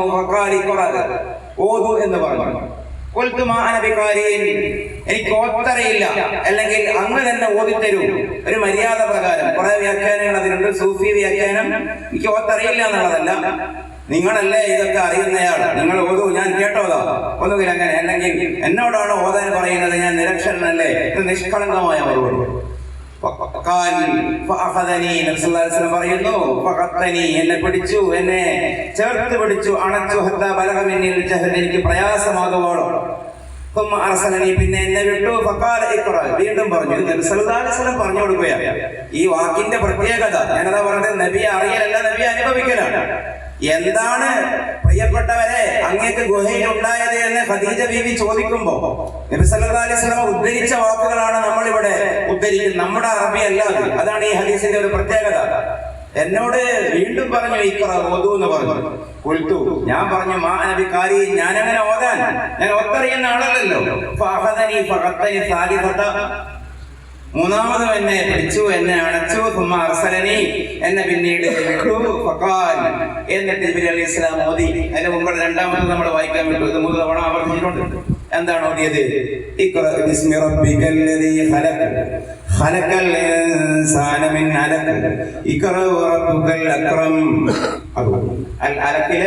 ആദ്യത്തെ 3 ആയത്ത് എന്തായിരിക്കും ആ സമയത്തുണ്ടാവുന്ന ഒരു അനുഭവം? സാധാരണ മനുഷ്യനായിട്ടാണ് ജീവിച്ചത്. ഞാനതാണ് പള്ളി മൈതാനിയിലെ വാഴയുടെ ഇല ആടിയാൽ പേടിക്കുന്ന നമ്മൾ മനസ്സ് പാകപ്പെടുത്തി വരുന്നേ ഉള്ളൂ. ആ സമയത്താണ് ഈ അനുഭവം ഉണ്ടാകുന്നത്. ആകാശഭൂമികൾക്കിടയിൽ മുഴുവനും ജിബ്രീലായിരുന്നു ഖദീജ റളിയല്ലാഹു അൻഹ. അങ്ങനെ വേറെ സമയത്ത് റസൂലുള്ളാഹി സ്വല്ലല്ലാഹു അലൈഹി വസല്ലം പറയുന്നുണ്ട്, എന്തിനാണ് ഇത്ര വലിയ പേടി നീച്ചപ്പോ? ആകാശഭൂമിന്റെ ഇടയിൽ മുഴുവനും ആ വന്ന ആളായിരുന്നു, കാണുമ്പോൾ വലിയ ബേജാറാണ് എന്ന്. വീട്ടിലേക്ക് ഓടി. ഹൃദയം പേടിച്ച് വറക്കുന്നുണ്ട്. ഖദീജ ബീവിയുടെ അരികിലേക്ക് എത്തി. വിളിച്ചു പറഞ്ഞു, ആരെങ്കിലും എന്നെ പുതപ്പിക്കൂ, നിങ്ങൾ ആരെങ്കിലും പുതപ്പിക്കൂ. ആ ഭയത്തിന്റെ വിറ പോകുമ്പോഴും അവർ പുതപ്പിച്ച് ചൂട് കൊടുക്കും. നമ്മൾ ആലോചിക്കണം, ഈ സന്ദർഭം മുതലാണ് ലോകം മാറിയത്. ഈ ലോകം മാറുന്ന നിമിഷം ആലോചിച്ചു നോക്കൂ. റസൂലുള്ളാഹിനെ പുതപ്പിച്ച് മൂടുകയാണ് ഖദീജ. പേടിക്കല്ല. ഒരു വിരിപ്പ്, അതിന്റെ മീതെ വേറെ വിരിപ്പ്. കാലൊഴിഞ്ഞു കൊടുക്കുന്നു, തലയിൽ കൈവച്ച് കൊടുക്കുന്നു. ഒരു സാധാ കുടുംബത്തിൽ നിന്നുണ്ടാവുന്ന ചിത്രമാണിത്. അതാണ് ഞാൻ ആദ്യ ഭാഗത്ത് ഇത്ര പ്രാധാന്യം കൊടുത്തത്. Extra ordinary events need extraordinary explanation. തന്നെയാണ് നമുക്ക് ഈ വിഷയത്തിൽ നമ്മുടെ മർമ്മം. അതാണ് ഖദീജ ബീവിയുടെ പിന്നുള്ളുന്ന പ്രവാചകൻ പറഞ്ഞു, ഞാൻ ചിലപ്പോൾ മരിച്ചു പോകും, എനിക്ക് എന്തൊക്കെയാവുന്നു. ഖദീജ ബീവി സാന്ത്വനിപ്പിച്ചു. ഇതുകൊണ്ടാണ് നബി സല്ലല്ലാഹു അലൈഹി വസല്ലം ഖദീജ ബീവിയെ വഫാത്തിന് ശേഷവും ഏറ്റവും വലിയ പ്രൈം കൺസേൺ ആയത്. ഖദീജ ബീവി വഫാത്താകുമ്പോൾ 65 വയസ്സാണ്. പ്രവാചകന് 50 വയസ്സാണ്. 65 വയസ്സ് എന്ന് പറഞ്ഞാൽ നമ്മുടെ നാട്ടിൽ ഉമ്മാമയാണ്. നബി സല്ലല്ലാഹു അലൈഹി വസല്ലമയുടെ കാലം എന്ന് പറയുന്നത് 40 to 50 എന്നൊക്കെ പറഞ്ഞാൽ ഏറ്റവും ദൃഢഗാത്രനായ യുവാവാണ്, മധ്യവയസ്കനാണ്. എന്തുകൊണ്ട് വേറൊരു പെണ്ണിനെ കുറിച്ച് ചിന്തിച്ചില്ല എന്ന് വെച്ചാൽ ഇതാണ് അതിന്റെ കാര്യം. അപ്പൊ ഖദീജ പറയുകയാണ്, പേടിക്കല്ല കേട്ടോ, വല്ലാഹി മാ യുഖ്സിക അല്ലാഹു അബദ, അല്ലാഹു ഒരിക്കലും അങ്ങയെ കൈവഴിയില്ല. ഇന്നക ലതസ്ലുർ റഹീം, കുടുംബ ബന്ധം ചേർത്തുന്ന ആളല്ലേ. വതഹ്മിലുൽ ഖല്ല, മറ്റുള്ളവരുടെ ഭാരം വഹിക്കുന്ന ആളല്ലേ. വതക്സിബുൽ മഅദൂമ, അശരണരെ സഹായിക്കുന്ന, അവരെ അല്ലേ കുജാലർക്ക് ദാനം നൽകുന്നയാളല്ലേ. അതിഥികളെ സൽക്കരിക്കുന്നയാളല്ലേ. അവകാശ സംരക്ഷണത്തിന് വേണ്ടി പോരാടുന്നയാളല്ലേ എന്ന് പറഞ്ഞ് അതിന്റെ ആ ഹദീസ് വറഖത്ത് ബിൻ നൗഫലിന്റെ അരികെ പോകുന്നു. വറഖത്ത് ബിൻ നൗഫൽ പറയുന്നു, ഇത് നാമൂസാണ്, ജിബ്രീലാണ്, മൂസ അലൈഹിസ്സലാമിന്റെ അരികെ വന്ന ജിബ്രീലാണ്. എനിക്ക് പ്രായമായി പോയി, കുറച്ചു കാലം കഴിഞ്ഞാൽ ഈ നാട്ടുകാർ അങ്ങയെ ഒഴിവാക്കുന്നതോടൊന്ന് ബഹിഷ്കരിക്കും, അന്ന് ഞാനുണ്ടായിരുന്നുവെങ്കിൽ ഞാൻ സഹായിച്ചേനെ എന്നൊക്കെ പറഞ്ഞ സുദീർഘമായ ഹദീസാണ്. അപ്പൊ ഈ ഒരു സിദ്ധാന്തം നമ്മൾ ലോകത്തോട് പറയുമ്പോൾ ലോകം അല്ലെങ്കിൽ വിമർശകർ പറയുന്ന രണ്ട് കാര്യം, ഒന്ന് ഇത് ആർട്ടിഫിഷ്യലായ ഒരു അഭിനയമാണ്, അല്ലെങ്കിൽ ഇത് ഹിസ്റ്റീരിയ, മനോരോഗമാണെന്നുള്ളതാണ്. അവിടെ നമുക്ക് ഒറ്റ വാക്കിനെ അതിനെ മനസ്സിലാക്കി ഖണ്ഡിച്ചു പോകാം. ഒന്ന്, അഭിനയമാണെങ്കിൽ ഒരിക്കലും നബി സല്ലല്ലാഹു അലൈഹി വസല്ലമക്ക് പേടിയാവേണ്ട കാര്യമില്ല. ഈ പേടിയായി എന്നുള്ളത് ചില്ലറ പേടിയല്ല, ഇത് അക്കാദമിക ചരിത്രം പോലും രേഖപ്പെടുത്തുന്ന പേടിയാണ്. എങ്ങനെ ഹിസ്റ്റീരിയ, ഒരു മനോരോഗത്തിന്റെ ഭാഗമാണെങ്കിൽ നബി സല്ലല്ലാഹു അലൈഹി വസല്ലമക്ക് അക്യുറേറ്റ് ബോധ്യം വന്നിട്ടുണ്ട്, ഇത് അല്ലാഹുവിങ്കൽ എന്നുള്ളതാണ്, ഇത് ദിവ്യ വെളിപാടാണ്, ഇഹത്തിലും പരത്തിലും ഞാനും എന്റെ സമൂഹവും വിജയിക്കാൻ ആവശ്യമായ കാര്യമാണ്. ഇത് ബോധ്യം വന്ന് കൃത്യമായ മനോസ്ഥിരത അല്ലെങ്കിൽ സമചിത്തത പ്രവാചകന് ഉള്ളത് കൊണ്ട് മാത്രം സംഭവിച്ച ചില അനന്തര കാര്യങ്ങളാണ് പിന്നീട് ഉണ്ടായത്. നമ്മളിലേക്ക് വന്നാൽ ഏറ്റവും അനർഘമായ ഒരു സാധനം നമുക്ക് കിട്ടിയാൽ നമ്മൾ ആദ്യം ഇന്ന് ഇരിക്കുന്ന ഇരിപ്പിൽ ആലോചിക്കേണ്ടതാണ് നമ്മൾ എന്താണ് ചെയ്യുക. ഒന്നുകിൽ നമ്മൾ ഭാര്യയെ വിളിക്കും, അല്ലെങ്കിൽ ഷെയർ ചെയ്യാൻ പറ്റിയ മൂത്ത കുട്ടികൾ, മോളോ മകനോ ഉണ്ടെങ്കിൽ അവർക്ക് വാട്സാപ്പ് ചെയ്യും, അല്ലെങ്കിൽ ഏറ്റവും ഉറ്റ സുഹൃത്തിനോട് പറയും. ഇതൊരു ആസൂത്രണത്തിന്റെ ഭാഗമാണ്. അതേസമയം അത്ര മൂല്യമുള്ള കാര്യമൊന്നുമല്ല എങ്കിൽ ആരാണോ മുമ്പിലുള്ളത് ഓരോട് പറയും. ഓരേ കുട്ടി ഒരു കാശാണെങ്കിൽ ഏതെങ്കിലും ഹോട്ടലിൽ പോകും, വണ്ടിയിൽ കറങ്ങാൻ പോകും, അല്ലെങ്കിൽ അത് പറഞ്ഞ് ചെയ്യും. ഒരു വസ്തുവിന്റെ ലഭ്യമായ വസ്തുവിന്റെ വാല്യൂ അനുസരിച്ച് കൊണ്ടാണ് അതിനെ മാക്സിമം സീക്രട്ട് ആക്കി വെക്കുകയും ഏറ്റവും ഹൃദയത്തിൽ സ്ഥാനമുള്ളവരോട് മാത്രം ഷെയർ ചെയ്യുകയും ചെയ്യുക. നിങ്ങൾ ആലോചിച്ച് നോക്കൂ, ഈ പറയുന്നത് ഒരു മനോവിഭ്രാന്തിയുടെ ഭാഗമോ അഭിനയത്തിന്റെ ഭാഗമോ ആണെങ്കിൽ നബി സല്ലല്ലാഹു അലൈഹി വസല്ലം ആദ്യം ചെയ്യേണ്ടത് മക്കയിൽ നിന്ന് നാട് വിട്ടിട്ട് ഇത് അഭിനയിക്കുകയാണ് ചെയ്യേണ്ടത്. നമ്മുടെ നാട്ടിലൊക്കെ ചിലപ്പോൾ ഈ വ്യാജ സിദ്ധന്മാർ പിടിക്കപ്പെടും. ഇവിടെ ഒരു ഡോക്ടറുണ്ട്, വ്യാജ ഡോക്ടർമാർ പിടിക്കപ്പെടുന്ന ന്യൂസ് ഉണ്ടാകും. പക്ഷെ ഈ പിടിക്കപ്പെടുന്ന വ്യാജ ഡോക്ടർമാർ ഒരിക്കലും കോഴിക്കോട് ജില്ലയിൽ നിന്ന് പിടിക്കപ്പെട്ട ഡോക്ടർ ഒരിക്കലും കോഴിക്കോട് ജില്ലക്കാരനായിരിക്കില്ല, ഏതെങ്കിലും അന്യ സ്റ്റേറ്റുകാരനായിരിക്കും. ഇനി വ്യാജ സിദ്ധനെ പിടിക്കുകയാണെങ്കിൽ ആ സിദ്ധൻ അന്നാട്ടുകാരായിരിക്കില്ല. ഏതൊരു സിദ്ധിയും ഒരാൾ അഭിനയിച്ച് കാര്യലാഭം നേടുകയാണെങ്കിൽ തനിക്ക് പരിചയമുള്ള, തന്നെ പരിചയമുള്ളവരിൽ നിന്ന് അകലാനാണ് ശ്രമിക്കുക. നബി ഇവിടെ വീട്ടിന്റെ കൂട്ടിന്റെ ഉള്ളിലേക്കാണ് വരുന്നത്. വന്നിട്ട് ആദ്യം ഖദീജയോട് ചോദിക്കുന്നു, ഞാൻ ജിബ്രീൽ അലൈഹിസ്സലാമിനെ കണ്ടു, എന്നെ അല്ലാഹു അവന്റെ ദൂതനാക്കി. ഖദീജ, ദുനിയാവും ആഖിറവും നമുക്ക് വിജയിക്കണ്ടേ, നീ അത് വിശ്വസിക്കുന്നില്ലേ? രാവും പകലും പങ്കിട്ട പത്നിക്ക് ഭർത്താവിനെ വിശ്വസിക്കാൻ തോന്നണമെങ്കിൽ അതേവരെ ആ ഭർത്താവിന്റെ ജീവിതം എത്ര ശുദ്ധമായിരിക്കണം. ഈ മാൽക്കം എക്സിന് നോബൽ സമ്മാനം കിട്ടിയ ഒരു സംഭവം ഞാൻ ഇവിടെ വായിച്ചിട്ടുണ്ട്. അന്ന് ഈ ഫോണും കാര്യങ്ങളും അത്ര ഇല്ലല്ലോ, അമേരിക്കൻ പ്രസിഡന്റ്, ഇതുള്ള കാര്യമാണ്, വെറുതെ ഒരു കഥയല്ല. അപ്പൊ ഈ നോർവൻ ഗവൺമെന്റ് മാൽക്കം എക്സിന്റെ വീട്ടിലേക്ക് ടെലഗ്രാം കമ്പി അയച്ചു. അപ്പൊ അത് അറ്റൻഡ് ചെയ്തത് ഭാര്യയാണ്. അപ്പോ ഭാര്യയോട് പറഞ്ഞു, നിങ്ങളുടെ ഹസ്ബൻഡ് മാൽക്കം എക്സ് അവർക്കാണ് ഈ വർഷത്തെ സമാധാനത്തിന്റെ നോബൽ. ഈ നോം ചോംസ്കിയുടെ ഒരു ആർട്ടിക്കിളിന്റെ മലയാളത്തിൽ ആണെന്നാണ് എന്റെ ഓർമ്മ. രണ്ടാം ഘട്ടത്തിൽ ആവശ്യമാണെങ്കിൽ ഞാനത് കാണിക്കാം. അപ്പൊ ഈ മാൽക്കം എക്സിന്റെ പത്നി അതിന് കൊടുത്ത റീപ്ലൈ ഈ നോം ചോംസ്കി പറയുന്നത്, ഇത്ര മോശം ആൾക്കാർക്ക് കൊടുക്കുന്ന ചരക്കായിരുന്നോ ഈ നോബൽ സമ്മാനം എന്ന് എനിക്ക് മനസ്സിലായിരുന്നില്ല. അതായത് നാട്ടിലെ ഹീറോ അധികവും വീട്ടിലെ സീറോ ആയിരുന്നു. പിന്നെ ഭാര്യ ഇടക്കിടക്ക് പറയും, നിങ്ങളെ തനി നിറം ഞാൻ പറഞ്ഞാൽ എന്തായിരിക്കും എന്നുള്ളത് ഓർത്തോ. അവ പറയുമ്പോൾ കാര്യമില്ല എന്ന് നമ്മളിങ്ങനെ പുറത്ത് കെട്ടി അഡ്ജസ്റ്റ് ചെയ്ത് പോകും. ഇതൊരു കോമൺ സംഗതിയാണ്. പക്ഷെ ഇത്രയും സീരിയസ് ആയ ഒരു വിഷയം ഭർത്താവ് വന്ന് ആദ്യമായി ഷെയർ ചെയ്തത് ഭാര്യയോട്. അവിടെ തന്നെ അതിനപ്പുറം നമ്മൾ പിന്നെ സംസാരിക്കണ്ട. അപ്പൊ അവിടെ വന്നു. ഈ ഭാര്യ ലോകം തിരിയാത്ത ഭാര്യയാണ്. മക്കയിലെ ഏറ്റവും വലിയ വ്യാപാരി എന്നൊക്കെ പറഞ്ഞാൽ അന്നത്തെ മക്കൻ വ്യാപാരികൾ എന്ന് പറഞ്ഞാൽ റോമുമായി ബന്ധമുണ്ട്, പേർഷ്യയുമായി ബന്ധമുണ്ട്, ലോക രാഷ്ട്രീയം അറിയാം, മറ്റു പുരുഷന്മാരെ അറിയാം. കേവലം ഒരു ഹൗസ് വൈഫ് അല്ല ഖദീജ റളിയല്ലാഹു അൻഹ. രണ്ടാമത് എങ്ങോട്ടേക്കാണ് ഈ സത്യവുമായിട്ട് പോകുന്നത്? മക്കയിലെ ഏറ്റവും വലിയ സമ്പന്നനായ, കഴിഞ്ഞ ടോക്കിൽ ഞാനെന്ന് പറഞ്ഞു അദ്ദേഹത്തിന്റെ സമ്പത്തിനെ പറ്റി, അബൂബക്കർ സിദ്ദീഖ് റളിയല്ലാഹു അൻഹുവിന്റെ അരികിലേക്ക്. കാരണം ഏറ്റവും ഒരു ക്ലോസ് സോൾമേറ്റ്. അകലാനാണ് അഭിനയിക്കാനും ശ്രമിക്കുക. അല്ലെങ്കിൽ ഇങ്ങനെ ഒരു പദ്ധതി ഒരു മനോരോഗിക്ക് ഒരിക്കലും ആസൂത്രണം ചെയ്യാൻ കഴിയില്ല. ആദ്യം പത്നി, പിന്നെ ഏറ്റവും വലിയ ആത്മസുഹൃത്ത് മറ്റൊന്നും ചിന്തിക്കാതെ വിശ്വസിച്ചു. പിന്നെ ആരുടെ അടുത്തേക്കാ പോകുന്നതിൽ ആരോടെ ഷെയർ ചെയ്യുന്നത്? കുടുംബത്തിലെ എല്ലാവരോടും പറയുന്നില്ല.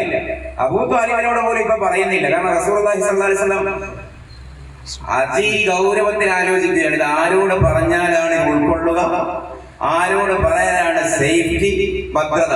അപ്പൊ റസൂലുള്ളാഹിക്ക് തോന്നുകയാണ്, സെയ്ദ് ഉണ്ടല്ലോ, തന്റെ ഭൃത്യനായ സെയ്ദ് ബിൻ ഹാരിസ് റളിയല്ലാഹു അൻഹു. സെയ്ദ് ബിൻ ഹാരിസ് ഭൃത്യനായത് കൊണ്ട് വിധേയത്വം കൊണ്ട് വിശ്വസിക്കുന്ന കരുതിയിട്ടല്ല. സെയ്ദ് ബിൻ ഹാരിസ് അപ്പൊ 30 വയസ്സുകാരനാണ്. പ്രവാചകത്വം കിട്ടുമ്പോ സെയ്ദിന്റെ വയസ്സ് 30 ആണ്. അറേബ്യയിലെ കൊള്ളാവുന്ന ചെറുപ്പക്കാരനാണ്. ഒരുപക്ഷെ സെയ്ദിന് ഏറ്റവും ശക്തമായി തന്റെ യജമാനെ തള്ളാൻ പറ്റുന്ന അവസരമാണ്. പക്ഷേ അതേവരെയുള്ള നബിയെ കണ്ട സെയ്ദിനെ ഉറപ്പായിരുന്നു ഈ വ്യക്തി എന്തോ ആകും. നമ്മൾ ആ തുടക്കം പറയുകയാണ്. ഒരു യാത്രയിൽ വെച്ചിട്ടാണ് സെയ്ദിന് ഉമ്മയെ നഷ്ടപ്പെടുന്നത്. റസൂലുള്ളാഹി സ്വല്ലല്ലാഹു അലൈഹി വസല്ലമയുടെ അരികിലേക്ക് ഖദീജ വൽക്കുവാകുന്ന ഉപ്പാടയിൽ നിന്ന് വൃത്യനായി കൊടുക്കുന്നു. അവസാനം പിതാവ് കാണാൻ വരുന്നുണ്ട്. ആ ഹദീസൊക്കെ ബുഖാരി തന്നെ നിവേദനം ചെയ്യുന്നുണ്ട്. റസൂലുള്ളാഹിയുള്ള വിശ്വസ്തത പറയുമ്പോൾ അപ്പോ പിതാവെന്ന് പറയും, എന്റെ മകനാണ്, എനിക്ക് വിട്ടുതരുമോ? അപ്പൊ നബി സല്ലല്ലാഹു അലൈഹി വസല്ലം പറയുന്നു, സെയ്ദിനെ വിളിച്ച് ഇഷ്ടം പോലെ ചെയ്തു കൊള്ളൂ എന്ന് പറയും. എന്റെ കൂടെ നിൽക്കണമെങ്കിൽ എന്റെ കൂടെ നിൽക്കട്ടെ, പിതാവായ ഹാരിസയുടെ കൂടെ പോകണമെങ്കിൽ പോകട്ടെ. അപ്പോ രണ്ടുപേരെയും നോക്കിയിട്ട് സെയ്ദ് പറയുന്നതാണ് പിന്നെ നമ്മൾ മൗലൂദിൽ കൊടുത്തത്.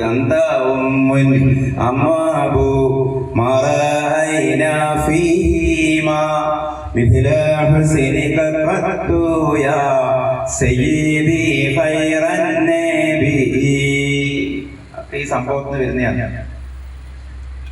അങ്ങ് എന്റെ പിതാവാണെന്ന് അറിയാം, ഉമ്മ കാത്തിരിക്കുകയാണെന്ന് അറിയാം, പക്ഷെ ഈ നബിയെ ഒഴിവാക്കാൻ എന്നെ കൊണ്ട് പറ്റുന്നില്ല. അപ്പൊ പിതാവിന് വലിയ ടെൻഷനായി. അപ്പൊ നബി സല്ലല്ലാഹു അലൈഹി വസല്ലം പറഞ്ഞു, ഞാൻ മരിച്ചാൽ എന്റെ സ്വത്തും ഈ മോന് കൊടുക്കും. പിന്നീട് നിയമം മാറി. അങ്ങനെയല്ല, സെയ്ദാണ് ആദ്യം മരിക്കുന്നെങ്കിൽ സെയ്ദിന്റെ സ്വത്ത് ഞാനും എടുക്കും. ആദ്യകാലത്തെ സംസാരമാണ്. എന്റെ പുത്രൻ തന്നെയാണെന്നുള്ള അർത്ഥത്തിൽ. അപ്പോ സമാധാനത്തോടെ പിതാവ് പോയി. ആ പുത്രനാണ് മൂന്നാമത് വിശ്വസിക്കുന്നത്. കുടുംബക്കാർ വിശ്വസിക്കുമ്പോ വളരെ ക്ലിയർ ആണ് കാര്യം. നാലാമത് കുടുംബക്കാരനായ ചെറുപ്പക്കാരനായ അലി റളിയല്ലാഹു അൻഹു. അപ്പോ അഭിനയമാണെന്നുള്ള ഭാഗം അവിടെ അപ്രസക്തമായി. ഇതൊരു ഹിസ്റ്റീരിയ, ഒരു മനോരോഗത്തിന്റെ ഭാഗമാണെന്നുള്ള കാര്യം അവിടെ അപ്രസക്തമായി. ഇനി നമ്മുടെ റസൂലുള്ളാഹിന്റെ ലൈഫ് മുഴുവനും ഇങ്ങനെ പരിശോധിച്ചാൽ ആലോചിച്ചപ്പോ ഒരു വ്യക്തി ത്യാഗം വിലക്കെടുക്കും. ഒരു വ്യക്തിക്ക് എങ്ങനെയാണ് സ്വകാര്യതയിലും ഇത് ചെയ്യാൻ പറ്റുന്നത്? നമ്മുടെ ബോധ്യം എന്ന് പറയുന്നത് ഇതാണ് ഇസ്ലാം. നമ്മുടെ ബോധ്യം എന്ന് പറയുന്നത് നബി സല്ലല്ലാഹു അലൈഹി വസല്ലമയുടെ ബോധ്യമാണ്. അതുകൊണ്ടാണ് നമ്മൾ ഇത് ഗൗരവത്തിൽ കാണുന്നത്. റസൂലുള്ളാഹിക്ക് ബോധ്യം വരാത്തതാണ് ഇസ്ലാമെങ്കിൽ നമുക്ക് അത്രയും ബോധ്യം വരില്ല. ഈ ദീൻ ശരിയാണ്. ഈ പ്രപഞ്ചങ്ങളെ പരിപാലിക്കുന്ന പടച്ച റബ്ബ് ഭൂമിയിലെ പ്രതിനിധിയായി പടച്ച മനുഷ്യരിലേക്ക്, ആ മനുഷ്യർക്കിടയിൽപ്പെട്ട മുഹമ്മദ് റസൂലുള്ളാഹി സ്വല്ലല്ലാഹി അലൈഹി വസല്ലമയെ തെരഞ്ഞെടുക്കുകയും എന്നിട്ട് നബിക്ക് വഹി നൽകുകയും ചെയ്തു എന്ന് എത്രത്തോളം നമുക്ക് ബോധ്യമാകുന്നുവോ അത്രത്തോളമായിരിക്കും നമ്മുടെ ഈമാന്റെ മാധുര്യം. കാരണം റസൂലുള്ളാഹിക്ക് ഇത് ബോധ്യം വന്നു, ഇത് ശരിയാണ്. റസൂലുള്ളാഹിക്ക് കൺഫ്യൂഷൻ ഉണ്ടായിരുന്നില്ല. കാരണം സ്വകാര്യതയിൽ എന്തിനാണ് പ്രവാചകൻ അള്ളാഹിനോട് യാചിച്ച് കരയുന്നത്? എന്തിനാണ്? മുൻഗാമികളായ നബിമാർ അധികം ഭക്ഷണം കഴിച്ചിട്ടില്ല, അതുകൊണ്ട് എന്റെ വയറിന്റെ പുറം ഭാഗത്തെ തൊലി അമർത്തിയാൽ ആയിഷ പിറകു ഭാഗത്തുള്ള എല്ലിന് തട്ടുവോളം ഞാൻ പട്ടിണി കിടക്കട്ടെ എന്ന് എന്തിനാണ് സ്വകാര്യതയിൽ മുഹമ്മദ് റസൂലുള്ളാഹി സ്വല്ലല്ലാഹി അലൈഹി വസല്ലം പറയുന്നത്? അത്രയും ബോധ്യമാകണ്ടേ? അത്രയും ബോധ്യമാകാത്ത ഒരാൾക്ക് എങ്ങനെയാണത് പറയാൻ കഴിയുക? അപ്പൊ ത്യാഗങ്ങളും പ്രയാസങ്ങളും പ്രവാചകൻ സഹിച്ചു എന്നുള്ളതാണ്. രണ്ടാമത്, നാം തികവിലൂടെ പോകുമ്പോ ഇവിടെയൊക്കെ കാര്യമായി ഞാൻ രണ്ട് കാര്യങ്ങളെ ഊന്നി പറഞ്ഞിട്ടുള്ളൂ. ഒന്ന്, നിലനിൽക്കുന്ന ആർഗ്യുമെന്റുകളിലൂടെ നമ്മൾ ഇതിനെ പരിശോധിച്ചാൽ, ഒന്ന്, ഇതൊരു ഹിസ്റ്റീരിയ അല്ല, ഇതൊരു അഭിനയമല്ല, ബുദ്ധിയുടെ തികവ് അവിടെ കാണാം. ഇനി ആ ഒരു ഘട്ടത്തിൽ തന്നെ അല്ലാഹുവിന് വേണ്ടി തന്റെ ജീവിതത്തെ ഒരു ഉപകരണമാക്കി മാറ്റുകയായിരുന്നു പ്രവാചക തിരുമേനി സല്ലല്ലാഹു അലൈഹി വസല്ലം. എല്ലാ വിഷയത്തിലും അല്ലാഹു ഇങ്ങോട്ടൊടിക്കുമ്പോ ഇങ്ങോട്ടൊടിയും, ഇങ്ങോട്ടൊടിക്കുമ്പോ ഇങ്ങോട്ടൊടിയും. റസൂലുള്ളാഹിക്ക് ഓരോ ഓപ്ഷനും ഒരു കാര്യത്തിലും അല്ലാഹുവിന്റെ മുമ്പിൽ ഉണ്ടായിരുന്നില്ല. നമ്മളൊരു മിഷൻ തുടങ്ങുമ്പോ ഫസ്റ്റ് എന്താ ചെയ്യേണ്ടത്? പ്രോഗ്രാം ഷെഡ്യൂളിംഗ് അല്ലെങ്കിൽ ടൈം ഡിസൈനിങ് ആണ്. 39.25 കൊല്ലം മുഹമ്മദ് സ്വല്ലല്ലാഹി അലൈഹി വസല്ലം ഒരുവിധം നിയന്ത്രിതമാണെങ്കിലും ക്രമീകൃതമാണെങ്കിലും സാധാരണ മനുഷ്യരെ പോലെ താങ്കൾ ജീവിച്ചു. ഇനി അങ്ങനെയല്ല. ഇനി എടുത്താൽ പൊങ്ങാത്ത ജോലിയുണ്ട്. അല്ലാഹു റസൂലുള്ളാഹിനെ അച്ചടക്കത്തിലേക്ക് കൊണ്ടുവരുന്നത് നോക്കൂ. ഇതാണ് റസൂലുള്ളാഹിന്റെ പ്രത്യേകത. അല്ലാഹു നമ്മളെയൊന്നും ഇങ്ങനെ ആക്കിയിട്ടില്ല. ഇത്രയും വലിയ ഒന്നിനു ശേഷം 500 പൂജ്യമിട്ടാനുള്ള സംഖ്യയോളം വരുന്ന അറ്റമില്ലാത്ത അഊഹ്യമായ പ്രപഞ്ചം, അതിന്റെ അധിപനായ അല്ലാഹു ഭൂമിയിലെ ഒരു മനുഷ്യനെ പാകപ്പെടുത്തുകയാണ്. ആ മനുഷ്യനോട് സംസാരിക്കുകയാണ്. ആ മനുഷ്യന്റെ ടൈം പീസിന്റെ അലാറാമിന്റെ ടൈം സെറ്റ് ചെയ്യുന്നു. യാ അയ്യുഹൽ മുസമ്മിൽ. അതല്ല അതിന്റെ അർത്ഥം. നമ്മൾ എത്ര മണിക്ക് എഴുന്നേൽക്കണം ആരാ തീരുമാനിക്കൽ? നമ്മൾ. പക്ഷെ റസൂൽ എപ്പോഴും എഴുന്നേൽക്കേണ്ടത് ആരാ തീരുമാനമാണ്? യാ അയ്യുഹൽ മുസമ്മിൽ ഖുമിൽ ലൈല ഇല്ലാ ഖലീലാ നിസ്ഫഹു അവ ഇൻഖുസ് മിൻഹു ഖലീലാ ഔ സിദ് അലൈഹി വറത്തിൽ ഖുർആന തർതീലാ ഇന്നാ സനുൽഖി അലൈക ഖൗലൻ സഖീലാ. ആയത്തിന്റെ വേദ പറയലിന്റെ ഉദ്ദേശം അതിന്റെ പിറകിലുള്ള ഒരു ദർശനം നമ്മൾ ഓർക്കാനാണ്. എത്ര മണിക്ക് എഴുന്നേൽക്കണം, എത്ര നേരം ഉറങ്ങണം, എന്നിട്ടെന്ത് ചെയ്യണം? വഹി കൊടുത്ത ഉടനെ പുതപ്പിന്റെ ഉള്ളിലേക്ക് ചൂളിയ റസൂലുള്ളാഹിനെ അല്ലാഹ് നമ്മളുണ്ടല്ലോ 6 മണിക്ക് ട്രെയിനാണ്, 5:50 പുതപ്പിന്റെ ഉള്ളിൽ തന്നെ. അപ്പൊ പോയി മക്കളൊരു വിളിക്കലുണ്ടല്ലോ, അതാണ് എണീക്ക്. എന്തേ ഉറങ്ങാണോ പ്രിയപ്പെട്ട നബിയെ? എണീക്ക്. രാത്രി മൊത്തം ഉറക്കൊഴിക്കണം കേട്ടോ. നാളെ മുതൽ ഡോക്ടറുടെ അടുത്ത് പോയാൽ പറയില്ലേ, ഒക്കെ ആയി, ക്രിയേറ്റിന് ഇത്ര ആയി, ഇനി ഉപ്പധികം പറ്റില്ല, വെള്ളത്ര പറ്റില്ല. അതാണ് ഈ പറയുന്നത്.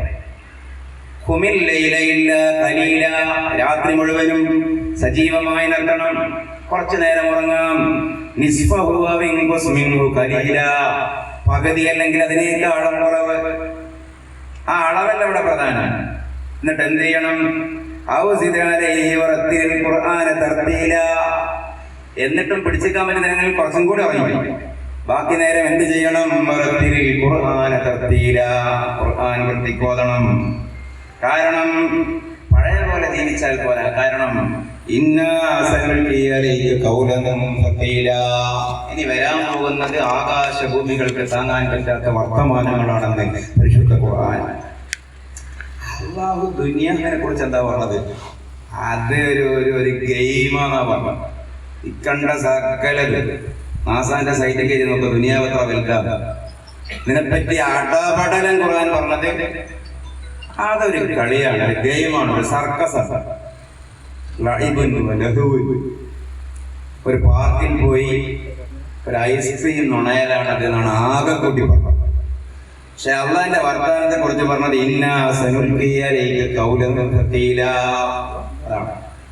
ഇതിന് വാല്യമുണ്ട്, ഇത് ഭാരമുള്ളതാണ്. അതുകൊണ്ട് ഉറങ്ങി തീർക്കരുത് മുഹമ്മദേ നേരം എന്ന് അല്ലാഹു മുഹമ്മദ് റസൂലുള്ളാഹി സ്വല്ലല്ലാഹു അലൈഹി വസല്ലം. റസൂലിന്റെ പ്രായം ഞാൻ നേരത്തെ പറഞ്ഞു 40 എന്നില്ലേ. ഞാൻ വെറുതെ ഈ കൺസെന്റ് തിയറി, ഈ നിരീശ്വരവാദികളുടെ ശരിയും തെറ്റും നിർണ്ണയിക്കുന്നതിലുള്ള വലിയൊരു വേഗമാണ് കൺസെന്റ് തിയറി. സമ്മതം ഉണ്ടെങ്കിൽ ഓക്കെ, സമ്മതം ഇല്ലെങ്കിൽ ഓക്കെ അല്ല എന്നുള്ളത്. അത് എന്തായാലും അതിനെക്കുറിച്ച് ഇങ്ങനെ വായിക്കുമ്പോൾ ഒരു ലിങ്ക് കൂടി പോയപ്പോൾ കണ്ടൊരു കാര്യം ഇവിടെ പറയാൻ തോന്നിയതാണ്.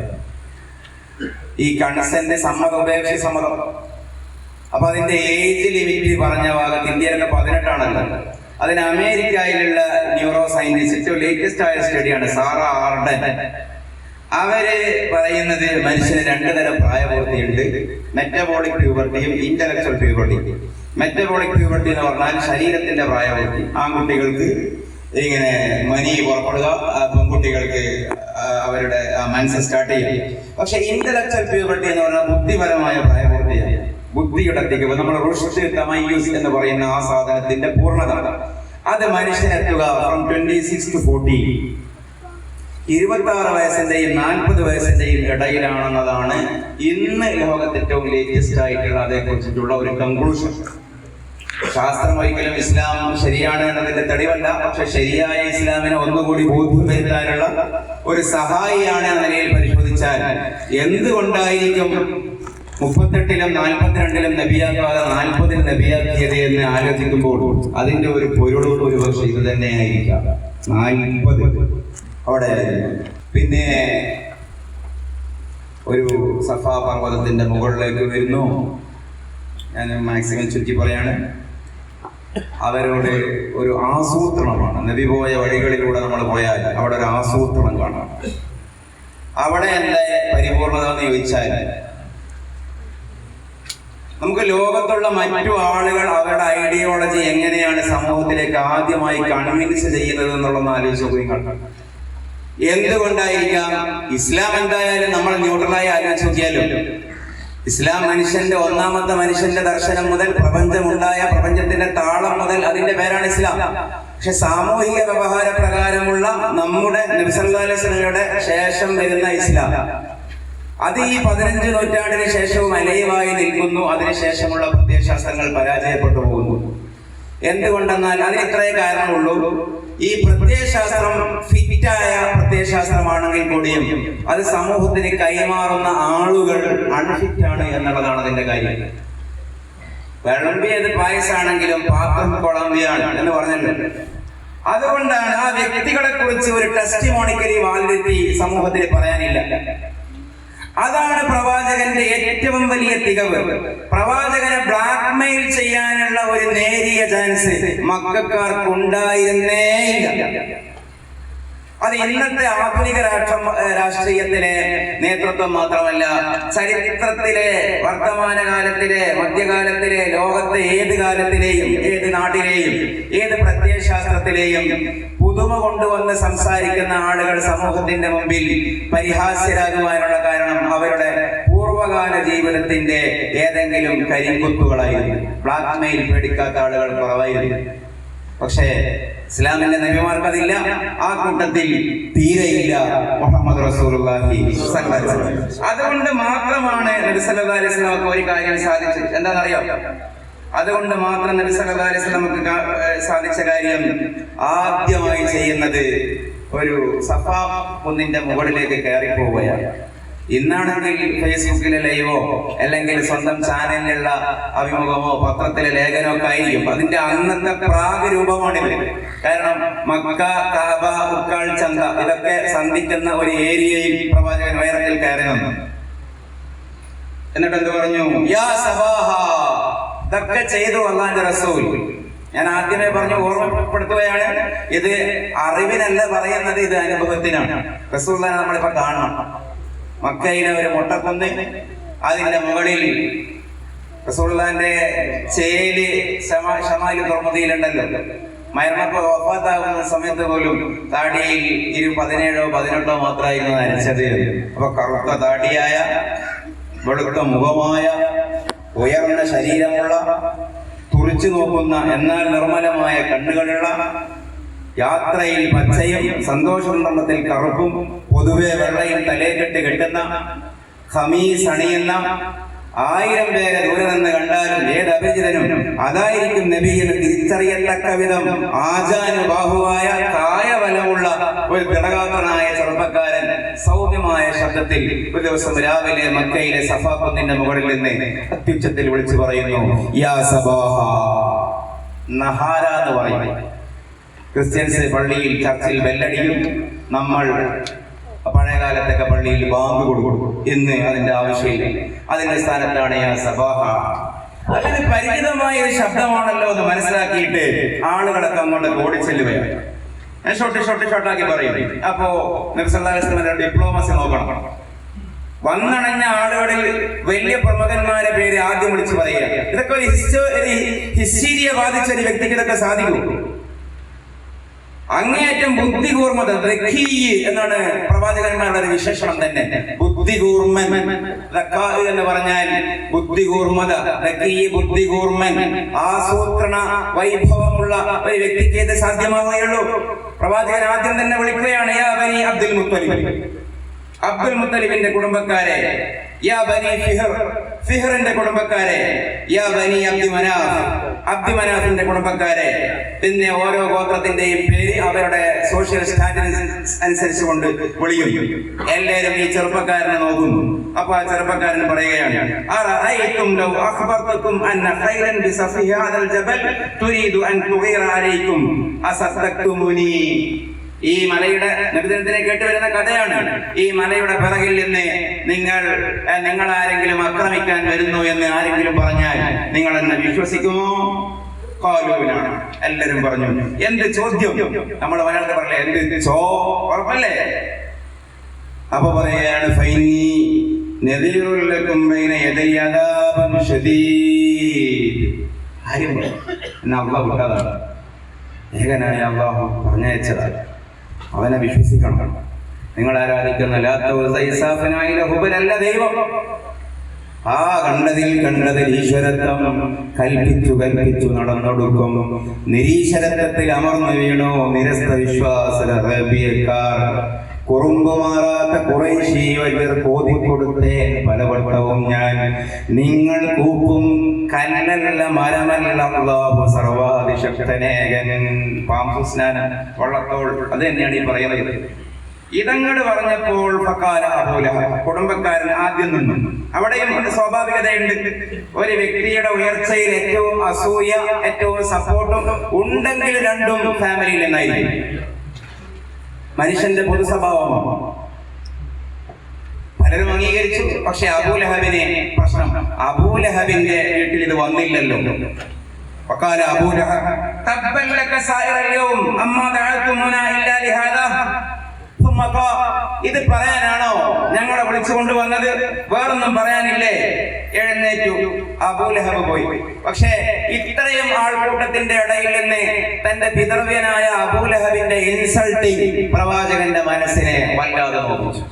അതൊരു അന്യനായിരുന്നെങ്കിൽ അത്ര പ്രയാസമുള്ള കാര്യമായിരുന്നില്ല. ഇത് കുടുംബക്കാരനാണ്, അത് വലിയ പ്രയാസം. പിന്നെ അതിനെക്കുറിച്ച് ധാരാളം അബൂ ലഹബിനെ ശപിക്കുന്ന അല്ലെങ്കിൽ അബൂ ലഹബിന്റെ നാശം പ്രവചിക്കുന്ന വചനങ്ങൾ വരുന്നു. ഈ അബൂ ലഹബിന്റെ നാശം പ്രവചിക്കുന്ന വചനം എന്ന് പറഞ്ഞപ്പോ ഓർമ്മ വന്നതാണ്. ഇപ്പൊ കേരളത്തിൽ അലൈവായ ഒരു ചർച്ചയാണ്. അബൂ ലഹബിനെ ഖുർആനിൽ ശപിച്ചിട്ടില്ല, അല്ലാഹു ആരെയും ശപിക്കുന്നില്ല എന്നുള്ള ഒരു കാഴ്ചപ്പാട്. നമ്മൾ എല്ലാവർക്കും ഇങ്ങനെ മറുപടി പറയുന്ന ഒരു വൈരനിര്യാതന ആശയമല്ല ഇവിടെ പറയുന്നത്. അതേസമയം അബൂലഹബിന്റെ നാശം ഖുർആൻ പ്രവചിച്ചത് എന്തിന്റെ പേരിലായിരുന്നു എന്ന് ചോദിച്ചാൽ, അള്ളാഹു ഭൂമിയിൽ നിന്ന് തെരഞ്ഞെടുത്ത മുഹമ്മദിന്റെ വെളിച്ചത്തെ സല്ലല്ലാഹു അലൈഹി വസല്ലം പരിചയപ്പെടുത്തിയതിന്റെ പേരിലാണ്. അവിടെ അബൂലഹബിനോടുള്ള നീരസമല്ല അവിടുത്തെ ഹൈലൈറ്റ്. ആ നീരസം കരുണാനിധിയായ അള്ളാഹുവിന് ഉണ്ടാകുമാറ് പ്രവാചകനോടുള്ള പ്രവാചകന്റെ പവിത്രതയാണ് അവിടെയുള്ള വിഷയം. അബൂലഹബിനെ അള്ളാഹു ശാസിച്ചില്ല എന്ന വാക്കിന്റെ അർത്ഥം അള്ളാഹ് നല്ലയാളാണ് എന്ന് വരുത്തലാണെങ്കിൽ അതിന്റെ യഥാർത്ഥ അർത്ഥം മുഹമ്മദ് അത്ര പോരാ എന്നുള്ളതാണ്. അതുകൂടി മനസ്സിലാക്കണം. ആ ഭാഗം കൂടി ചിന്തിച്ചാൽ അങ്ങനെ ആർഗ്യുമെന്റ് അവർ പറയില്ലായിരുന്നു. അങ്ങനെ പോയി. അപ്പൊ അതിനിടയ്ക്ക് ഓരോരോ ഭാഗങ്ങൾ നമ്മള് കംപ്ലീറ്റ് ചെയ്യുന്നുണ്ട്. ഒരു ഭാഗം കൂടി ഞാൻ അതിന്റെ ഇടയിൽ കൂട്ടിച്ചേർത്തു. പ്രവാചകന്റെ പൂർണ്ണതയുടെ മറ്റൊരു തലം ആസൂത്രണ മികവ്. ആ ഒരു ഡ്രാമറ്റിക്കലി പ്രവാചകൻ ഈ കാര്യം പറയുന്നു. നിങ്ങളെന്നെ അസത്തക്തുമുനി എന്ന് പറയുമ്പോൾ സമൂഹം ഒന്നിച്ച് വിളിച്ചു പറയുന്നവനാണ്. താങ്കളല്ല മീനല്ലേ, എങ്ങനെ വിശ്വസിക്കാതിരിക്കും? അപ്പൊ തന്റെ തന്നെ ക്രെഡിബിലിറ്റിയെ മുൻനിർത്തിക്കൊണ്ടാണ് പ്രവാചകൻ സംസാരിക്കുന്നത്. പ്രവാചകൻ മറ്റൊന്നും കൊണ്ടല്ല സംസാരിക്കുന്നത്. ഇവിടെ വലിയൊരു കാര്യമുണ്ട്. അമാനുഷിക സംഭവങ്ങൾ മുൻനിർത്തിക്കൊണ്ടല്ല പ്രവാചകൻ ദഅവത്ത് ആരംഭിച്ചത്. കയ്യിൽ നിന്ന് കുമ്പളങ്ങ പറിച്ചോ, അല്ലെങ്കിൽ വായുവിൽ മുസല്ലയിട്ട് നിസ്കരിച്ചോ, ബഹറിൽ മുസല്ലയിട്ട് നിസ്കരിച്ചോ, ഭാവി പ്രവചിച്ചോ, അങ്ങനെയൊക്കെയുള്ള അത്ഭുതങ്ങളിലൂടെ അല്ല പ്രവാചകൻ തുടങ്ങിയത്. അത്ഭുതങ്ങളൊക്കെ ഒരുപടി വരുന്നുണ്ട്, നമുക്ക് തന്നെ അത് പറയേണ്ടതുണ്ട്. പക്ഷേ അതിനേക്കാൾ വലിയ ഒരു മനുഷ്യന്റെ ഏറ്റവും വലിയ അഹ്ലുസുന്നയുടെ വീക്ഷണ പ്രകാരം ഒരു മനുഷ്യന്റെ ഏറ്റവും വലിയ കറാമത്ത് എന്ന് പറയുന്നത് ഇസ്തിഖാമത്താണെന്ന് പറയും ഞങ്ങളുടെ ഭാഷയിൽ. എന്ന് പറഞ്ഞാൽ വ്യക്തിത്വ ശുദ്ധി, ക്രെഡിബിലിറ്റി. നബി സല്ലല്ലാഹു അലൈഹി വസല്ലം ഇസ്ലാമിനെ സമൂഹത്തിന്റെ മുമ്പിൽ വെക്കുന്നത് ഈ പറയുന്ന ഒരു ക്രെഡിബിലിറ്റിയുടെ പുറത്താണ്. നിങ്ങൾക്ക് എന്നെ വിശ്വസിച്ചൂടെ? അങ്ങനെ ഒരു സമൂഹത്തോട് ചോദിക്കാൻ ആത്മവിശ്വാസമുള്ള മനുഷ്യന്റെ പേരാണ് മുഹമ്മദ് റസൂലുള്ളാഹി സ്വല്ലല്ലാഹു അലൈഹി വസല്ലം. ആ ഭാഗം ചോദിച്ചപ്പോ അബൂ ലഹബ് അടക്കം പറഞ്ഞതിന് അഴം, നിന്നെ അല്ലെങ്കിൽ പിന്നെ മോനെ ഞങ്ങൾക്ക് ആരെയാണ് വിശ്വാസം? അതാണ് അവരുടെ ഏറ്റവും വലിയ കാര്യം. പിന്നീട് അതുകൊണ്ട് തന്നെ രണ്ടാമത്തെ ഒരു കാര്യം, ആ ഭാഗം നിൽക്കട്ടെ, ആശയം കൊണ്ട് റസൂലുള്ളാഹി സ്വല്ലല്ലാഹു അലൈഹി വസല്ലം കൊണ്ടുവന്ന ആശയത്തെ കുറിച്ച് സംസാരിച്ചാൽ ആശയത്തെ മറിച്ചിടാൻ പറ്റില്ല എന്നുള്ളത് കൊണ്ട് പിന്നെ ഇവർ മെനക്കെടുന്നത് വ്യക്തിപരമായി ബ്ലാക്ക്മെയിൽ ചെയ്യാനില്ല. ഒരു ആ കാലത്തും ഈ കാലത്തും ധാർമ്മികത ഏകദേശം സെയിം ആയിരുന്നു. കാരണം അന്ന് എല്ലാ അസാൻമാർഗിക കാര്യങ്ങളും ഉണ്ട്, ഇന്നും ഉണ്ട്. പക്ഷെ അത് ശരിയല്ല എന്ന് വിശ്വസിക്കുന്ന ഒരു പൊതുബോധം ഒന്നുണ്ടായിരുന്നു. മദ്യം ശരിയല്ല എന്ന് വിശ്വസിച്ചിരുന്ന ആളുകൾ ഒരുപാട് ആളുകൾ അന്ന് മദ്യം സേവിച്ചിരുന്നില്ല. പലിശ ശരിയല്ല എന്ന് വിശ്വസിച്ചിരുന്ന ആളുകൾ ഒരുപാട് പേര് അന്നും പലിശ വാങ്ങിയിരുന്നില്ല. അങ്ങനെയൊക്കെ ആ കാലത്തും ഇന്ന് ഇസ്ലാം ഉയർത്തിക്കാണിക്കുന്ന മൂല്യങ്ങൾ ജീവിതത്തിൽ സ്വാംശീകരിച്ചവരാണ് സ്വഹാബികളിൽ പ്രമുഖരും ഒരുപക്ഷെ സ്വർഗം കൊണ്ട് സന്തോഷ വാർത്ത കിട്ടിയ സ്വഹാബികളും എന്നൊക്കെ ചരിത്രം പരിശോധിച്ചാൽ കാണുവാൻ കഴിയും. പക്ഷേ ആ കാലഘട്ടത്തിൽ മദ്യപിച്ചതിന്റെ പേരിൽ പ്രവാചകനെതിരെ ബ്ലാക്ക്മെയിൽ ആർക്കും പറയാനുണ്ടായിരുന്നില്ല. ഒരു പെണ്ണിന്റെ പിറകെ അവിഹിതത്തിന് വേണ്ടി കെഞ്ചിയ കഥ പ്രവാചകന്റെ കാര്യത്തിൽ ഒരാൾക്കും പറയാനുണ്ടായിരുന്നില്ല. സ്വത്ത് അപഹരിച്ച കഥയില്ല, പണത്തിന്റെ മുമ്പിൽ പ്രലോഭിതനായ കഥയില്ല, ഒന്നുമില്ല. അപ്പൊ ആശയം കൊണ്ടും എതിർക്കാൻ വയ്യ, വ്യക്തിഹത്യ കൊണ്ടും എതിർക്കാൻ വയ്യ എന്നുള്ള നിലയിലായപ്പോഴാണ് അവര് പുതിയ ഒരു സമീപനം സ്വീകരിച്ചത്. പ്രീണിപ്പിക്കാൻ പറ്റുമോ എന്നുള്ളത്. അപ്പൊ അവർ ഓഫർ ചെയ്തു ഉഹുദ് മലയോളം, അവർ ഓഫർ ചെയ്തു മക്കയിലെ മലയോളം വരുന്ന പൊന്നുകൾ, കണ്ണ് എവിടെയാണോ തീരുന്നത്, അതൊക്കെയാണ് അവരുടെ സെന്റൻസുകൾ. നിന്റെ കണ്ണ് എവിടെയാണോ തീരുന്നത് അത്രയും വലിയ രാജ്യങ്ങൾ. ഏത് പെണ്ണിലാണോ നിന്റെ കണ്ണുടക്കുന്നത് ആ പെണ്ണ് കാമം മൂലം, കലഹം മൂലം, പാരിൽ കലഹം, സ്വലഭം ഒന്നും ഇന്നും മനുഷ്യന്റെ ബേസിക് മെന്റാലിറ്റി ഒന്ന് തന്നെയായിരുന്നു. അപ്പോ സല്ലല്ലാഹു അലൈഹി വസല്ലം പറയുന്ന ഒരു വർത്താനാണ്, ലൗ കുന്തും വഗഅതും ഷംസ ഹാദിഹി ഫീ യമാനി വൽ ഖമറ ഹാദാ ഫീ യസാരി അലാ അൻ അത്റുക ഹാദൽ അംർ. നിങ്ങൾ ഈ പൊന്നും പെണ്ണും ഭൂമിയും തരുന്നല്ലേ ഓഫർ. എന്നാ കേട്ടോ, ഈ കാണുന്ന സൂര്യബിംബത്തെ എന്റെ വലത് കൈയിലും ഈ കാണുന്ന നിലാബിംബത്തെ എന്റെ ഇടത് കൈയിലും വെച്ച് തരികിൽ പോലും അലാ അൻ അത്റുക ഹാദൽ അംർ, ഞാൻ ഈ കാര്യം മിണ്ടാതിരിക്കണമെന്ന വ്യവസ്ഥ പ്രകാരം അങ്ങനെ നിങ്ങൾ വെച്ച് തന്നുവെന്നിരിക്കട്ടെ, എന്നാലും മാ തറക്തു, അതിന് എന്നെ കിട്ടില്ല എന്ന് മുഹമ്മദ് റസൂലുള്ളാഹി സ്വല്ലല്ലാഹു അലൈഹി വസല്ലം. ഏകപക്ഷീയമായ ഒരേ കാര്യം പറഞ്ഞു പോകുമ്പോൾ ചിലപ്പോ നമ്മുടെ ചർച്ച അധികം എന്താവില്ല.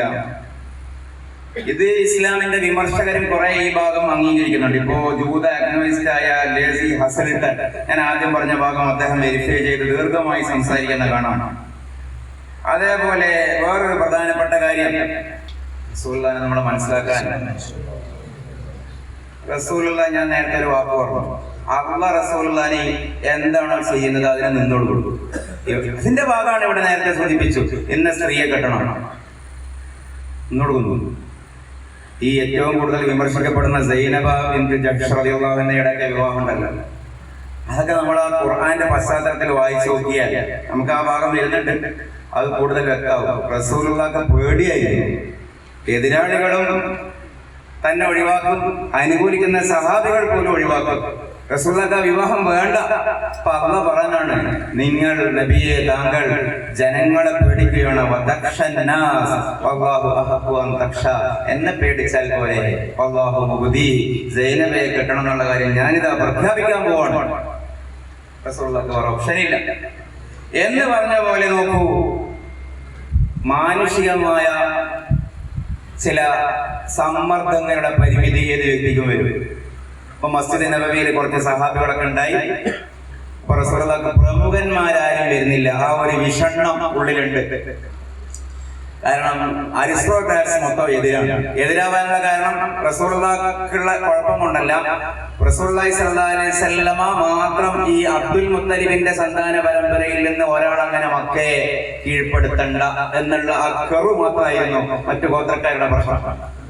അപ്പോ പ്രമുഖന്മാരെ മാക്സിമം കൂടെ കിട്ടാൻ കുറെ ഈ അവരുടെ പ്രതിനിധികളുമായിട്ടുള്ള ചർച്ചകൾ ഇങ്ങനെ നടക്കുകയാണ്.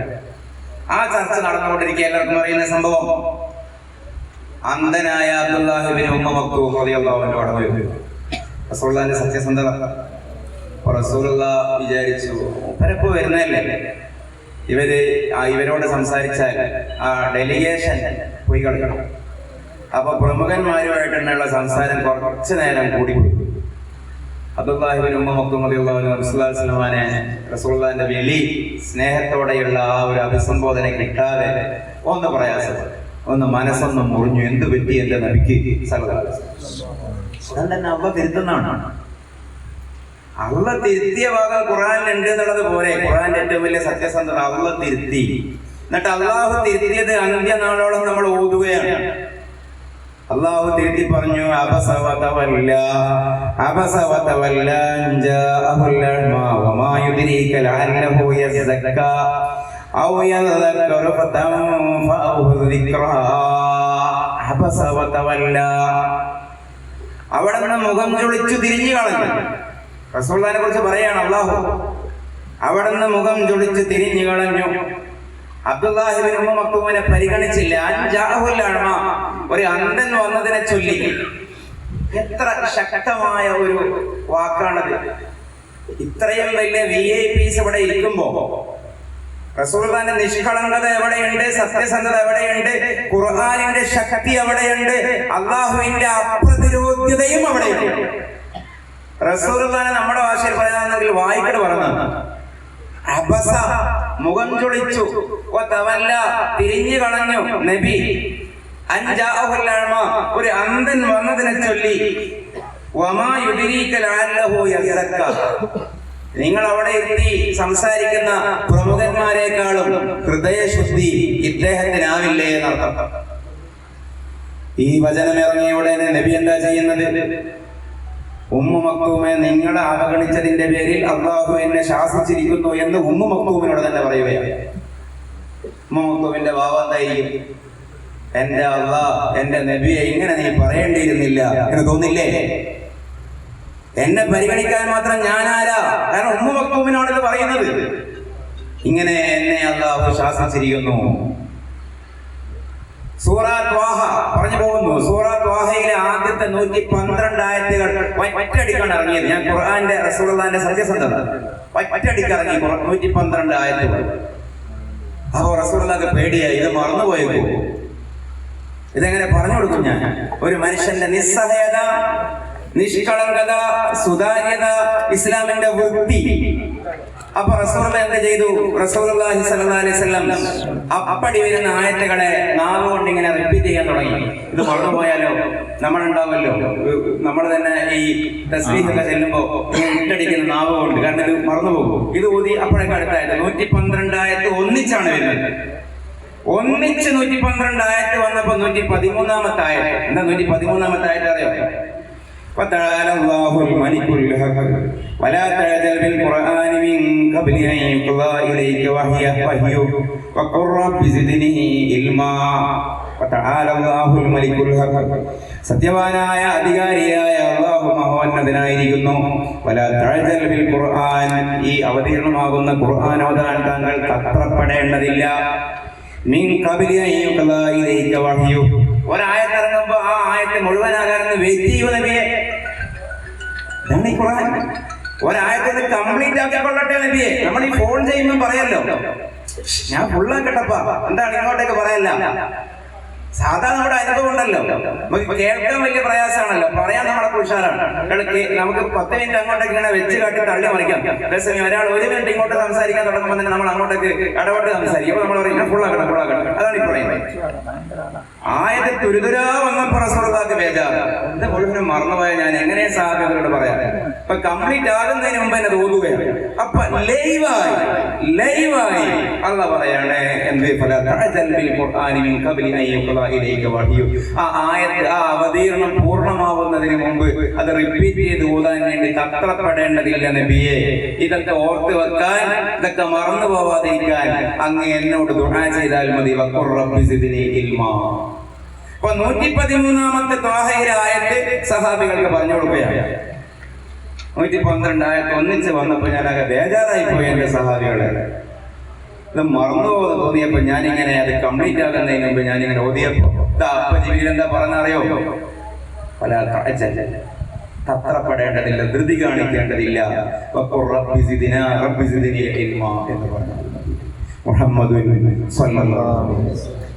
ഇനി ഞാൻ നമ്മുടെ ഖുർആന്റെയും ഹദീസിന്റെയും ഒരു ഇത് പറഞ്ഞപ്പോ അതിന്റെ കൂടെ മനസ്സിലാക്കേണ്ട ഒറ്റ കാര്യം, ഈ പ്രസംഗിച്ച കുറെ ടൈം ആവശ്യവും പറഞ്ഞു പോകുമ്പോ പണിയും. ഖുർആനിൽ എവിടെയെങ്കിലും പ്രവാചകന്റെ വൈകാരിക വിക്ഷോഭങ്ങൾ പ്രതിഫലിക്കുന്ന ഒരു ഭാഗമുണ്ട്. നമ്മളിപ്പോ ഒരു രചന നടത്തിയാൽ, നമ്മളൊരു ഡയറി എഴുതുകയാണ് എങ്കിൽ ഡയറി, ഒരു കൊല്ലം നമ്മൾ ഡയറി എഴുതിയത് ആ കൊല്ലത്തിന് ശേഷം നമ്മൾ വായിക്കുമ്പോൾ നമ്മുടെ അതത് സമയത്തുള്ള മനോവിക്ഷോഭങ്ങൾ, ഇമോഷണൽ സ്വിംഗിങ് ആ പറയുന്ന എഴുത്തിൽ പലയിടങ്ങളിലായി പ്രതിഫലിക്കും. സ്വാഭാവികമായി ഒരു സംസാരം തന്നെയുണ്ട്. സന്തോഷിക്കുമ്പോൾ വാഗ്ദാനം ചെയ്യരുത്, ദേഷ്യപ്പെടുമ്പോൾ കൽപ്പിക്കുകയും വരുത്. അതൊരു തിരുവള്ളുവരുടെ തിരുക്കുറലിൽപ്പെട്ടതാണ്, ഒരു വലിയ വേദവാക്യമാണ്. പ്രേമിക്കുമ്പോൾ സന്തോഷത്തിന്റെ സമയത്ത് ലോകം മുഴുവൻ എനിക്ക് ഗുണത്തിലെന്ന് പറയാൻ പാടില്ല. സുലൈമാൻ നബി അലൈഹി ഇസ്ലാമിന്റെ പക്ഷികളുടെ ഭാഷ അറിയായിരുന്നു എന്നാണ്. അപ്പോ ആൺകിളി പെൺകിളിയോട് പറഞ്ഞു, നീ ആവശ്യപ്പെട്ടാൽ ബൽഖീസിന്റെ സിംഹാസനം വരെ ഞാൻ നിനക്ക് തരും, എന്റെ കൂടെ വന്നാൽ. തഫ്സീറിലുണ്ട്. അപ്പൊ സുലൈമാൻ നബി അലൈഹി ഇസ്ലാം പറഞ്ഞോ, പക്ഷെ ഒരു മയത്തിൽ മതി എന്നോ. അപ്പൊ ഈ ആൺകിളി പെൺകിളിയോട് ശൃംഗരിക്കുന്നതിനിടെയാണ് ഈ സംഭവം. അപ്പൊ ഈ ആൺകിളി സുലൈമാൻ നബി അലൈഹി ഇസ്ലാമിനോട് പറഞ്ഞു, നിങ്ങൾ അള്ളാന്റെ നബിയൊക്കെ ആയിരിക്കും, പക്ഷെ നിങ്ങൾക്ക് പ്രേമിക്കാൻ അറിയില്ല. പ്രേമത്തിന്റെ സന്ദർഭത്തിൽ എന്തും പറഞ്ഞു, അത് നിങ്ങൾക്ക് ഇതുവരെ തിരിച്ചറിയാൻ പറ്റില്ല. അത് ഞാൻ പറഞ്ഞത്, സന്തോഷിക്കുമ്പോൾ വാഗ്ദാനവും കൊടുക്കരുത്, ദേഷ്യപ്പെടുമ്പോൾ കൽപ്പിക്കുകയും ചെയ്യരുത്. രണ്ടും പിന്നീട് നടക്കാത്ത കാര്യവും ഖേദിക്കേണ്ട കാര്യമാണ്. മക്കൾ മരിച്ച സന്ദർഭത്തിൽ ഖുർആൻ ഇറങ്ങി, ഭാര്യ മരിച്ചപ്പോൾ ഖുർആൻ ഇറങ്ങി, പിതൃവ്യൻ മരിച്ചപ്പോൾ ഖുർആൻ ഇറങ്ങി, അള്ളാഹുവിനെ കാണാൻ മിഅ്റാജിന് പോകുമ്പോൾ ഖുർആൻ ഇറങ്ങി, യുദ്ധഭൂമിയിൽ വെച്ച് ഖുർആൻ ഇറങ്ങി, യുദ്ധത്തിൽ വിജയിച്ച് ഗനീമത്ത് കിട്ടുമ്പോൾ ഖുർആൻ ഇറങ്ങി, യുദ്ധത്തിൽ പരാജയപ്പെടുമ്പോൾ ഖുർആൻ ഇറങ്ങി, ശത്രുക്കളെ തന്റെ അണികൾ വധിക്കുമ്പോൾ ഖുർആൻ ഇറങ്ങി, തന്റെ അണികളെ ശത്രുക്കൾ വധിക്കുമ്പോൾ ഖുർആൻ ഇറങ്ങി. ഒരു മനുഷ്യന്റെ വൈകാരികമായ അവസ്ഥകൾ മാറി മാറി വരുന്ന സന്ദർഭങ്ങളാണ്. പക്ഷെ ആ സന്ദർഭങ്ങളിലൊക്കെ ഇറങ്ങിയ ഖുർആനിലും ഒരിടത്തും പ്രവാചകന്റേതായ വൈകാരികതയുടെ ഒരു അംശം ഒരു വാക്കിലോ ഒരു കാര്യത്തിലോ കാണാനില്ല. സന്തോഷത്തിന്റെ സന്ദർഭത്തിൽ ഇറങ്ങുന്ന ഖുർആൻ ചിലപ്പോ മെലഡീസ് ആയിരിക്കും, ദുഃഖത്തിന്റെ കഥകൾ പറയും. അധികം സന്തോഷിക്കേണ്ട, മരണം വരുന്നുണ്ട്. ദുഃഖത്തിന്റെ സന്ദർഭത്തിൽ വരുന്ന ആയത്തിൽ വലിയ ശുഭാപ്തി വിശ്വാസമായിരിക്കും, നിങ്ങൾ സന്തോഷിച്ചുകൊള്ളൂ. ഇതൊന്നും സാധാരണ മനുഷ്യന് പറയാൻ കഴിയുന്ന കാര്യമല്ല. ഇതിനെക്കുറിച്ച് നടന്ന ഒരു പഠനം, ഇതൊന്നും നമ്മൾ വെറുതെ പറയല്ല, ഇതൊക്കെ ലോകം ശ്രദ്ധിക്കുന്നതാണ്. അപ്പൊ ഹദീസിലും ഖുർആനിലും നടന്ന വാക്കുകളുടെ ആവർത്തനം, സ്വഭാവം മനസ്സിലാക്കിയിട്ട് റസൂലുള്ളാഹി സ്വല്ലല്ലാഹു അലൈഹി വസല്ലം സത്യസന്ധനാണ് എന്ന് കണ്ടെത്തുന്ന ഒരുപാട് പഠനങ്ങളുണ്ട്. കൂട്ടത്തിൽ ഒന്ന് author discrimination between the holy Quran and prophets statements, literary and linguistic computing. അതൊരു പഠനമാണ്, ഗൂഗിളിൽ ചെയ്താൽ മനസ്സിലാക്കും. അതിന് റിസൾട്ട് എന്താ അറിയോ? റിസൾട്ട് എന്താന്ന് വെച്ചിട്ടുണ്ടെങ്കിൽ ഹദീസിൽ വന്ന 62% പദങ്ങൾ തന്നെ ഖുർആനിലില്ല. ഖുർആനിൽ വന്ന 83% പദങ്ങൾ ഹദീസിലുമില്ല. ഖുർആൻ വേറെ വഹി മുഖേന, ഹദീസ് അള്ളാഹു അറിയിച്ചിട്ട് നബി സല്ലല്ലാഹു അലൈഹി വസല്ലം പറയുന്നത് വായിക്കുമ്പോൾ കുറയുന്നത് ഖുർആൻ contains approximately twice the number of words, 9 and 10 letters than the hadith. ഖുർആനിലെ 8, 9 അക്ഷരങ്ങളുള്ള പദങ്ങൾ ഒരുപാട് വരുന്നു. അതേപോലെയുള്ള ഒരു സ്വഭാവം ഹദീസിൽ കാണുന്നില്ല. ഇപ്പൊ നബി സല്ലല്ലാഹു അലൈഹി വസല്ലം നമ്മുടെ നാടക ശശി തരൂരിനെ കുറിച്ച് പറയുന്നുണ്ടല്ലോ, അതേപോലെയുള്ള ഡിക്ഷണറിക്ക് അത്ഭുതമായ പദങ്ങൾ ഒരാളുടെ വൊക്കാബുലറിയിൽ ഉണ്ടെങ്കിൽ സ്വാഭാവികമായി അത് പാർലമെന്റിലും വരും, രാഷ്ട്രീയ വിശദീകരണ യോഗത്തിലും വരും, ഫേസ്ബുക്കിലും വരും, എക്സിലും വരും. കാരണം അദ്ദേഹത്തിന് ആ കപ്പാസിറ്റി ഉണ്ട്. പക്ഷെ നബി സല്ലല്ലാഹു അലൈഹി വസല്ലം ഖുർആൻ പറയുമ്പോൾ 8, 9 അക്ഷരങ്ങളുള്ള പദങ്ങൾ വരുന്നു. ഹദീസ് പറയുമ്പോൾ ആ പദങ്ങൾ വരുന്നില്ല. അപ്പൊ സ്വാഭാവികമായി ഖുർആൻ എന്ന് വേറെയാണ്, ഹദീസ് എന്ന് വേറെയാണ്. Words composed of A single letter are much more frequently used in the Quran than in the ഹദീസ്. അറബി ഭാഷയുടെ ഒരു പ്രത്യേകതയാണ്, ഒറ്റ അക്ഷരം കൊണ്ട് ഒരു വേർഡ് ഉണ്ടാക്കാൻ പറ്റും, ഒരു ലെറ്റർ കൊണ്ട് വേർഡ് ഉണ്ടാക്കാൻ പറ്റും. ഇപ്പൊ കൈ എന്ന് അറബിയിൽ പറഞ്ഞാൽ നീ സൂക്ഷിക്കൂ എന്നാണ് എക്സാമ്പിൾ. അപ്പൊ അങ്ങനെ ഒരു അക്ഷരം കൊണ്ട് പദമുണ്ടാക്കുന്ന സ്വഭാവം ഖുർആനിൽ ഇടക്കിടക്ക് വരുന്നു. അതേപോലെയുള്ള ഒരു വാചിക മികവ് ഹദീസിൽ കാണാൻ കഴിയുന്നില്ല. ദിസ് ഫാക്ട് കുറെ പഠനത്തിന് ശേഷം ആ പഠനം പറയുന്നു, shows that Quranic vocabulary contains longer words than the Hadith. ഹദീസിലുള്ളതിനേക്കാളും വൊക്കാബുലറി ഖുർആനിലാണ്. Words longer than 8 letters. Most importantly, 62% of the words from the hadith are not found in the Quran, and 89% of the Quran's words are not found in the hadith. ഞാൻ നേരത്തെ പറഞ്ഞു, അത് വിശദീകരിച്ചു പോകുന്നു. അപ്പൊ ഖുർആൻ എന്ന് വേറെ, ഹദീസ് എന്ന് വേറെ. ആ രീതിയിൽ നബി സല്ലല്ലാഹു അലൈഹി വസല്ലം ഇത് ഒരുപക്ഷെ നമ്മുടെ നാട്ടിൽ, അവിടെ ഞാൻ പറയേണ്ടതെന്ന് തോന്നുന്നു, നമ്മുടെ നാട്ടിലുള്ള ഈ പ്രവാചക വിമർശനം, ഖുർആൻ വിമർശനം എന്ന് പറയുന്നത് വാസ്തവത്തിൽ ഒരു നിലവാരമില്ലാത്തത് കൊണ്ടാണ് നമ്മുടെ ചർച്ചകളും ആ രീതിയിൽ പോകുന്നത്. വാസ്തവത്തിൽ ഒന്നുകൂടി അക്കാദമിക്കലി നമ്മൾ പ്രവാചക വിമർശനങ്ങളെ പരിശോധിച്ചാൽ, ഓറിയന്റലിസ്റ്റുകൾ എന്ത് പറഞ്ഞു, യൂറോപ്യൻസ് ഇപ്പോൾ നടത്തുന്ന പഠനങ്ങൾ എന്തൊക്കെയാണ്, അല്ലെങ്കിൽ ഇതിനെ സംബന്ധിക്കുന്ന പുതിയ അക്കാഡമിയ ആ ആപ്ലിക്കേഷൻ മാത്രം നോക്കിയിട്ട് പ്രവാചകനെ സംബന്ധിക്കുന്ന ക്രിറ്റിക്സ് മാത്രം നമ്മൾ വായിച്ചു നോക്കിയാൽ മതി. അതിൽ പറയുന്ന കാര്യങ്ങളിലൊന്നും ഈ പ്രവാചകൻ 9 കെട്ടിയ കഥയോ, ആയിഷ ബീവിയെ 9-ാം വയസ്സിൽ സന്ദർശിച്ച കഥയോ അത് പരാമർശിക്കുന്ന പോലും ഇല്ല. അതൊക്കെ ഇവിടെയുള്ള എക്സുകൾ പറയുന്ന വിഷയമാണ്. കാരണം അതൊന്നും ഒരു പ്രസ്താവ്യമായ സംഗതിയല്ല എന്നുള്ളത് വിവരമുള്ളവർക്കറിയാം. അന്നത്തെ ഈജിപ്ഷ്യൻ രാജാവായ ഗസ്സാനെ, മുഖൌക്കിസിനെ, ഹുർമുജർദിനെ, ഹെറാക്ലീസിനെ, അന്നത്തെ ശീർഷവൈഹിക്ക്, അന്നത്തെ നേഗസിനെ, ലോക രാജാക്കന്മാർക്കൊക്കെ 70, 80, 90 പത്നിമാർ ലോകത്തിന്റെ ഓരോ ഭാഗത്തും ഉണ്ടായിരിക്കുമ്പോഴാണ് പ്രവാചകൻ സല്ലല്ലാഹു അലൈഹി വസല്ലം അല്ലാഹു ഒരു കാര്യം തീരുമാനിച്ചാൽ ഉമ്മത്തിന് വേറെ ഓപ്ഷൻ ഇല്ല എന്ന് ഖുർആൻ വാക്യം ഉണ്ടായിരിക്കെ അപ്പേരി ഒരു കല്യാണം കഴിക്കാതിരുന്നത് എന്നതിൽ തീർന്നു ആ ചർച്ച. അതുകൊണ്ട് അക്കാദമിക ലോകം ആയിഷ കല്യാണത്തെ എടുത്ത് പറഞ്ഞിട്ടില്ല. പിന്നെ അത് കൊണ്ടുവന്നത് റംഗീല റസൂൽ മഹേഷ് ജയപ്പാൽ എന്ന് പറയുന്ന ഒരു RSSന്റെ ഒരു ആദ്യകാല ബുദ്ധിജീവിയാണ്. അദ്ദേഹം ലാഹോറിൽ വെച്ച് പിന്നീട് കൊല ചെയ്യപ്പെടുകയുണ്ടായി. അദ്ദേഹത്തിന്റെ ഒരു പുസ്തകമാണ് റംഗീല റസൂൽ. ആ പുസ്തകം വഴിയാണ് നമ്മുടെ നാട്ടിൽ ഈ പ്രവാചക വിവാഹമൊക്കെ വിവാദത്തിലാവുന്നത്. കാരണം അതിനും ഒരു പശ്ചാത്തലം ഉണ്ടായിരുന്നു. ഞാൻ അതിലേക്ക് പോകുമ്പോൾ സമയം പോകും. അവർണരായ സ്ത്രീകൾ ഇസ്ലാമിലേക്ക് കൺവേർട്ടഡ് ആയി. കാരണം മാറി മറക്കാൻ പറ്റുന്നില്ല, ജാതിയുടെ പേരിൽ വിവാഹം നടക്കുന്നില്ല. അവ ഇസ്ലാമിലേക്ക് കൂട്ടമായി കൺവേർട്ടഡ് ആയപ്പോൾ ആ കാലത്ത് രചിക്കപ്പെട്ട പുസ്തകമാണ്, അതിന്റെ അലയലിയിൽ രചിക്കപ്പെട്ട പുസ്തകമാണ് അവർണർക്ക് നല്ലത് ഇസ്ലാം എന്നൊക്കെ പറയുന്ന മലയാള പുസ്തകം. പിന്നെ അത് കണ്ടുകെട്ടപ്പെട്ടു. അപ്പൊ അതിനെ അന്നേ റഹ്മത്തുള്ളാഹി ഖിറാനയിലേക്ക് മറുപടി പറയുന്നത് മീസാനുൽ ഹഖ് എന്ന് പറയുന്ന വേറെ കിതാബ് എഴുതിയിട്ടാണ്. ആ കാലയളവിൽ പ്രത്യേകം ക്രിസ്ത്യൻ മിഷണറീസ് ഈ നാടുകളിൽ പ്രചരിപ്പിച്ച കീഴാള സ്ത്രീകൾ, ദളിത് പിന്നോക്ക അധസ്ഥിത കീഴാള ഹിന്ദു സ്ത്രീകൾ, ദ്രവീഡിയൻ സ്ത്രീകൾ ഇസ്ലാമിലേക്ക് വരുമ്പോ ഇസ്ലാം എന്ന് പറയുന്നത് സ്ത്രീ വിരുദ്ധമാണ്, പ്രവാചകൻ സ്ത്രീ ലംബടനാണ് എന്നുള്ള നറേറ്റീവ് ബോധപൂർവം 19, 20 നൂറ്റാണ്ടുകളിൽ പടക്കപ്പെട്ട സാധനമാണ്. അതിനു മുമ്പ് ലോകത്ത് ചർച്ചയില്ല. നമ്മൾ നിഷ്പക്ഷമായി ആലോചിച്ചു നോക്കൂ, ഇസ്ലാം വിമർശനത്തിന്റെ ആദ്യകാല കൃതികളിൽ എവിടെയെങ്കിലും പ്രവാചകന്റെ വിവാഹം പരാമർശിക്കപ്പെട്ടു? അപ്പൊ ആ കാലഘട്ടത്തിലുള്ള സ്റ്റാൻഡേർഡായ ചർച്ചകൾ എന്ന് പറയുന്നത് പ്രവാചകൻ കൊണ്ടുവന്ന വെളിപാടിനെ കുറിച്ചായിരുന്നു. പ്രവാചകൻ അല്ലാഹുവിന്റെ ദിവ്യബോധനം കിട്ടിയിട്ടുണ്ടോ ഇല്ല എന്നുള്ള വിഷയത്തെ കുറിച്ചായിരുന്നു. ഇനി ഒന്ന് രണ്ട് കാര്യങ്ങൾ കൂടെ പറഞ്ഞ് നമുക്കൊന്ന് ഇൻട്രാക്ഷൻ ചെയ്ത് ഈ ഒരു സെഷൻ അവസാനിപ്പിക്കണം. ഇതൊരിക്കലും പറഞ്ഞാൽ തീരില്ല. എനിക്ക് തോന്നുന്നു ഞാൻ ഈ വിഷയത്തിൽ കരുതിയ സാധനം തന്നെ, ഞാൻ കരുതിയതിന്റെ ഒരു വലിപ്പം പറയല്ല, ഈ ഒരു ഭാഗം കംപ്ലീറ്റ് ചെയ്യാൻ തന്നെ ഒരു 3-4 പോലെയുള്ള ദിവസങ്ങൾ ആവശ്യമാകും. ഞാനതൊരു സാഹസത്തിന് മുതിരുന്നില്ല. അതിന്റെ 1-2 ആ പാറ്റേണിൽ വരുന്ന 1-2 കാര്യങ്ങൾ കൂടി. സല്ലല്ലാഹു അലൈഹി വസല്ലം, നമുക്കൊരു സലാത്ത് ഇല്ലല്ലോ.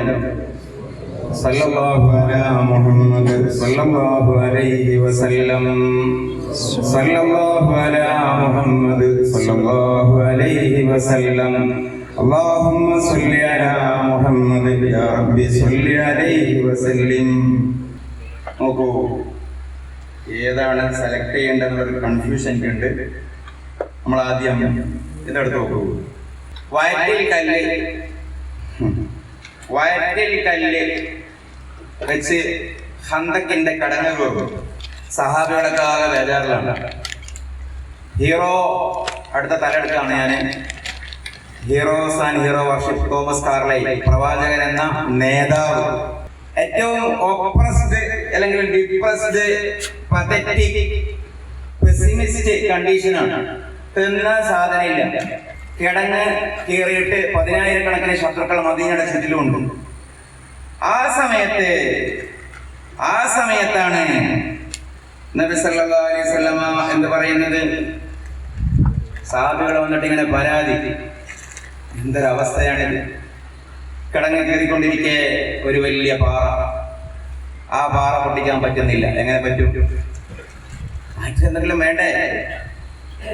പേടിയാണെങ്കിൽ ശക്തമായ പേടി. കാരണം കിടങ്ങ് ചാടി ശത്രുക്കൾ ഇപ്പുറത്തെത്തിയാൽ ഖുർആൻ തന്നെ ആ ഘട്ടം പറയുന്നത് വളരെ സീരിയസ് ആയിട്ടാണ്. ഇത് ജാഊകും മിൻ ഫൗഖികും വമിൻ അസ്ഫല മിൻകും വഇദാ സാഗത്തിൽ അബ്സാർ വബലഗത്തിൽ ഖുലൂബുൽ ഹനാജിറ വതظنون ബില്ലാഹി ظنൂന. വേറെ ആയത്ത് അതേ ഈ ഒരു ഗൗരവത്തിൽ വരുന്ന വേറെ ആയത്ത് ഖുർആനിൽ ഇല്ല വാസ്തവത്തിൽ. വൈദജാഊകും മിൻ ഫൗഖികും, നിങ്ങളുടെ മുകളിൽ നിന്നവർ വന്ന സന്ദർഭം ശ്രദ്ധേയമത്രേ. വമിൻ അസ്ഫല മിൻകും, നിങ്ങളുടെ താഴ്ഭാഗത്തോടുകൂടെയും. അങ്ങനെ 4 ഭാഗത്തു നിന്നും ജൂതഗോത്രങ്ങൾ വന്നപ്പോൾ വൈദസാഗത്തിൽ അബ്സാറു, കണ്ണ് ബേജാറോടെ മഞ്ഞളിച്ചു പോയി. വബലഗത്തിൽ ഖുലൂബുൽ ഹനാജിർ, ഹൃദയങ്ങളുടെ സ്ഥാനം തെറ്റിപ്പോയി. വബലഗത്തിൽ ഖുലൂബുൽ ഹനാജിറ, ഹൃദയങ്ങളുടെ സ്ഥാനം തെറ്റിപ്പോയി. വലിയ ബേജാറാകുമ്പോ അടിപ്പള്ളനൊക്കെ ചൂടെടുക്കൂലേ? അതാണ് ആ പ്രയോഗം. ഇവിടുന്നാണ് ബേജാറ് ഉണ്ടാവേണ്ടത്. പോലീസ് ഹെൽമെറ്റ് ഇല്ല, ലൈസൻസ് ഇല്ല, ഇൻഷുറൻസ് പോളിസി ഓക്കെ അല്ല, എല്ലാം എന്തോ ഒരു കടങ്ങാറിൽ പെടാൻ പോവാണ്. ആകെ ആശഘോഷം. അപ്പൊ പിന്നെ ബേജാറിന്റെ ചൂട് നെഞ്ചിനല്ല ഉണ്ടാവുക, അടിപ്പള്ളനാണ് ഉണ്ടാവുക, കാലിന്റെ തൊടയമെന്നാണ് ഉണ്ടാവുക, കൈപ്പള്ളനാണ് ഉണ്ടാവുക, ചുണ്ടുമെന്നാണ് ഉണ്ടാവുക, കണ്ണുമെന്നാണ് ഉണ്ടാവുക. അതാണ് ബലഗത്തിൽ ഖുലൂബുൽ ഹനാജിറ, ഹൃദയത്തിന്റെ സ്ഥാനം തെറ്റിപ്പോയല്ലോ. അല്ലാഹനെ പറ്റി പോലും നിങ്ങൾ വേണ്ടാത്തത് വിചാരിച്ചു പോയല്ലോ എന്ന് ഖുർആൻ പറയുകയാണ്. അപ്പൊ ഈ അല്ലാഹ് വെറുതെ നമ്മളെ പറ്റിക്കുന്നതാണോ? ഈ അല്ലാഹ് ഉണ്ടോ? ഈ നബി നമ്മളെ പറ്റിക്കുന്നതാണോ എന്ന് വരെ നിങ്ങൾക്ക് തോന്നിപ്പോയ സന്ദർഭം. ആ സന്ദർഭത്തിലാണ് ഒരു നേതാവിന്റെ പ്രവചനം. എന്താണെന്നറിയോ? കല്ല് പൊട്ടിക്കാൻ പറ്റുന്നില്ല നബിയെ. അപ്പൊ റസൂലുള്ളാഹി ഒരു വലിയ പിക്കാസ് എടുക്കുന്നു. ഒരൊറ്റ കൊത്ത്, അല്ലാഹു അക്ബർ. കല്ലിന്റെ ഒരു ഭാഗം പിളർന്നു. ഉഴത്തിയിട്ട് റോമിന്റെ ഖജാനയുടെ താക്കോൽ എനിക്ക് നൽകപ്പെട്ടിരിക്കുന്നു. വല്ലാഹി ഞാനിപ്പോ കാണുകയാണ്. ഇന്നീല അബ്സിറു ബസറ യബ്സുറു ഇന്നീല അബ്സുറു ഖുസൂറഹൽ ഹംറാ, റോമിലുള്ള ചുവന്ന കോട്ടകളെ ഞാൻ കാണുന്നുണ്ട്. ഇൻഷാ അല്ലാഹ് അത് നമ്മൾ കീഴ്പ്പെടും. പിന്നെ പിക്കാസ് എടുത്ത് രണ്ടാമത്തെ പാറ കാഞ്ഞിൽ വെട്ട്. വേറെ 1/3 പാടി തെറിച്ചു പോയി.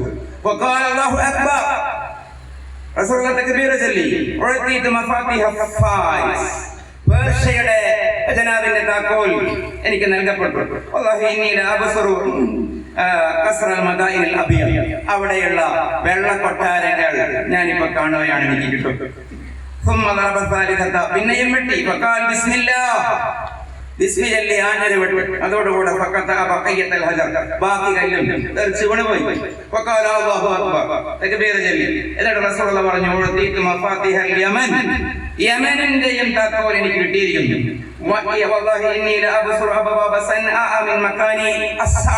ഞാനിവിടെ നിൽക്കുമ്പോ ഈ സമയത്ത് സൻആയിലുള്ള യമന്റെ ക്യാപിറ്റലിന്റെ അടുത്തുള്ള സ്ഥലം സൻആ ഇന്നുണ്ടല്ലോ, സൻആയിന്റെ വാതിലുകൾ ഞാൻ കാണുകയാണ് എന്ന് മുഹമ്മദ് റസൂലുള്ളാഹി.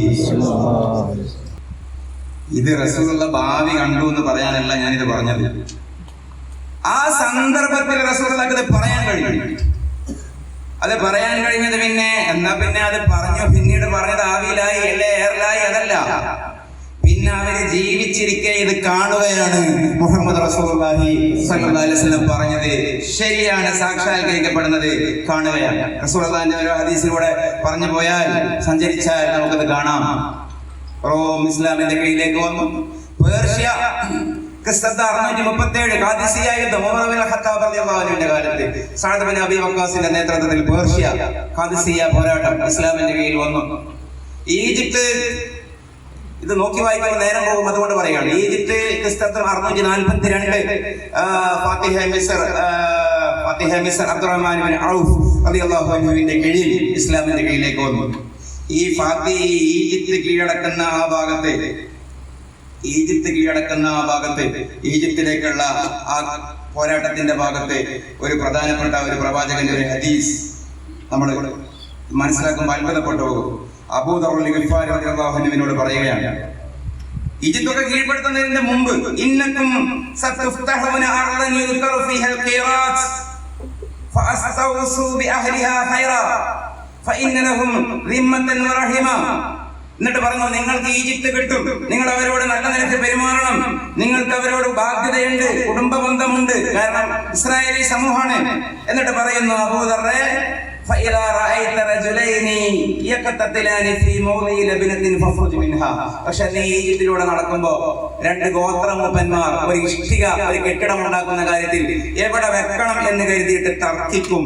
അത് കണ്ടാൽ നീ അവിടെ നിന്ന് മദീനയിലേക്ക് തിരിച്ചു പോരി എന്ന് മുഹമ്മദ് റസൂലുള്ളാഹി സ്വല്ലല്ലാഹു അലൈഹി വസല്ലം. പിന്നീട് റസൂലുള്ളാഹിന്റെ വഫാത്തിന് ശേഷം അബൂ ദർ ഗിഫാരി പറയുകയാണ്, ഈജിപ്തിൽ വെച്ച് ഞാൻ ഈ സംഭവം കണ്ടു.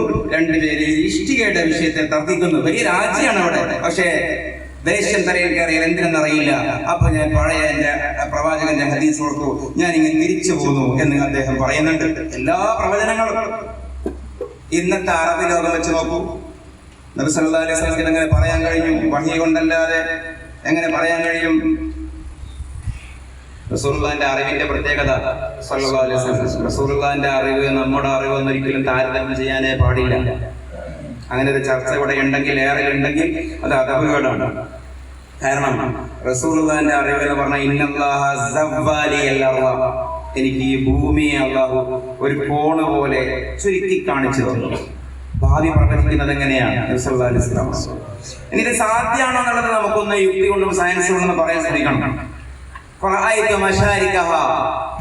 ഞാൻ ഈ ഭൂമിയുടെ കിഴക്കൻ ഭാഗങ്ങൾ കണ്ടു, മഗാരിബിഹ പടിഞ്ഞാറൻ പൗരസ്ത്യ പാശ്ചാത്യ പ്രദേശങ്ങൾ കണ്ടു.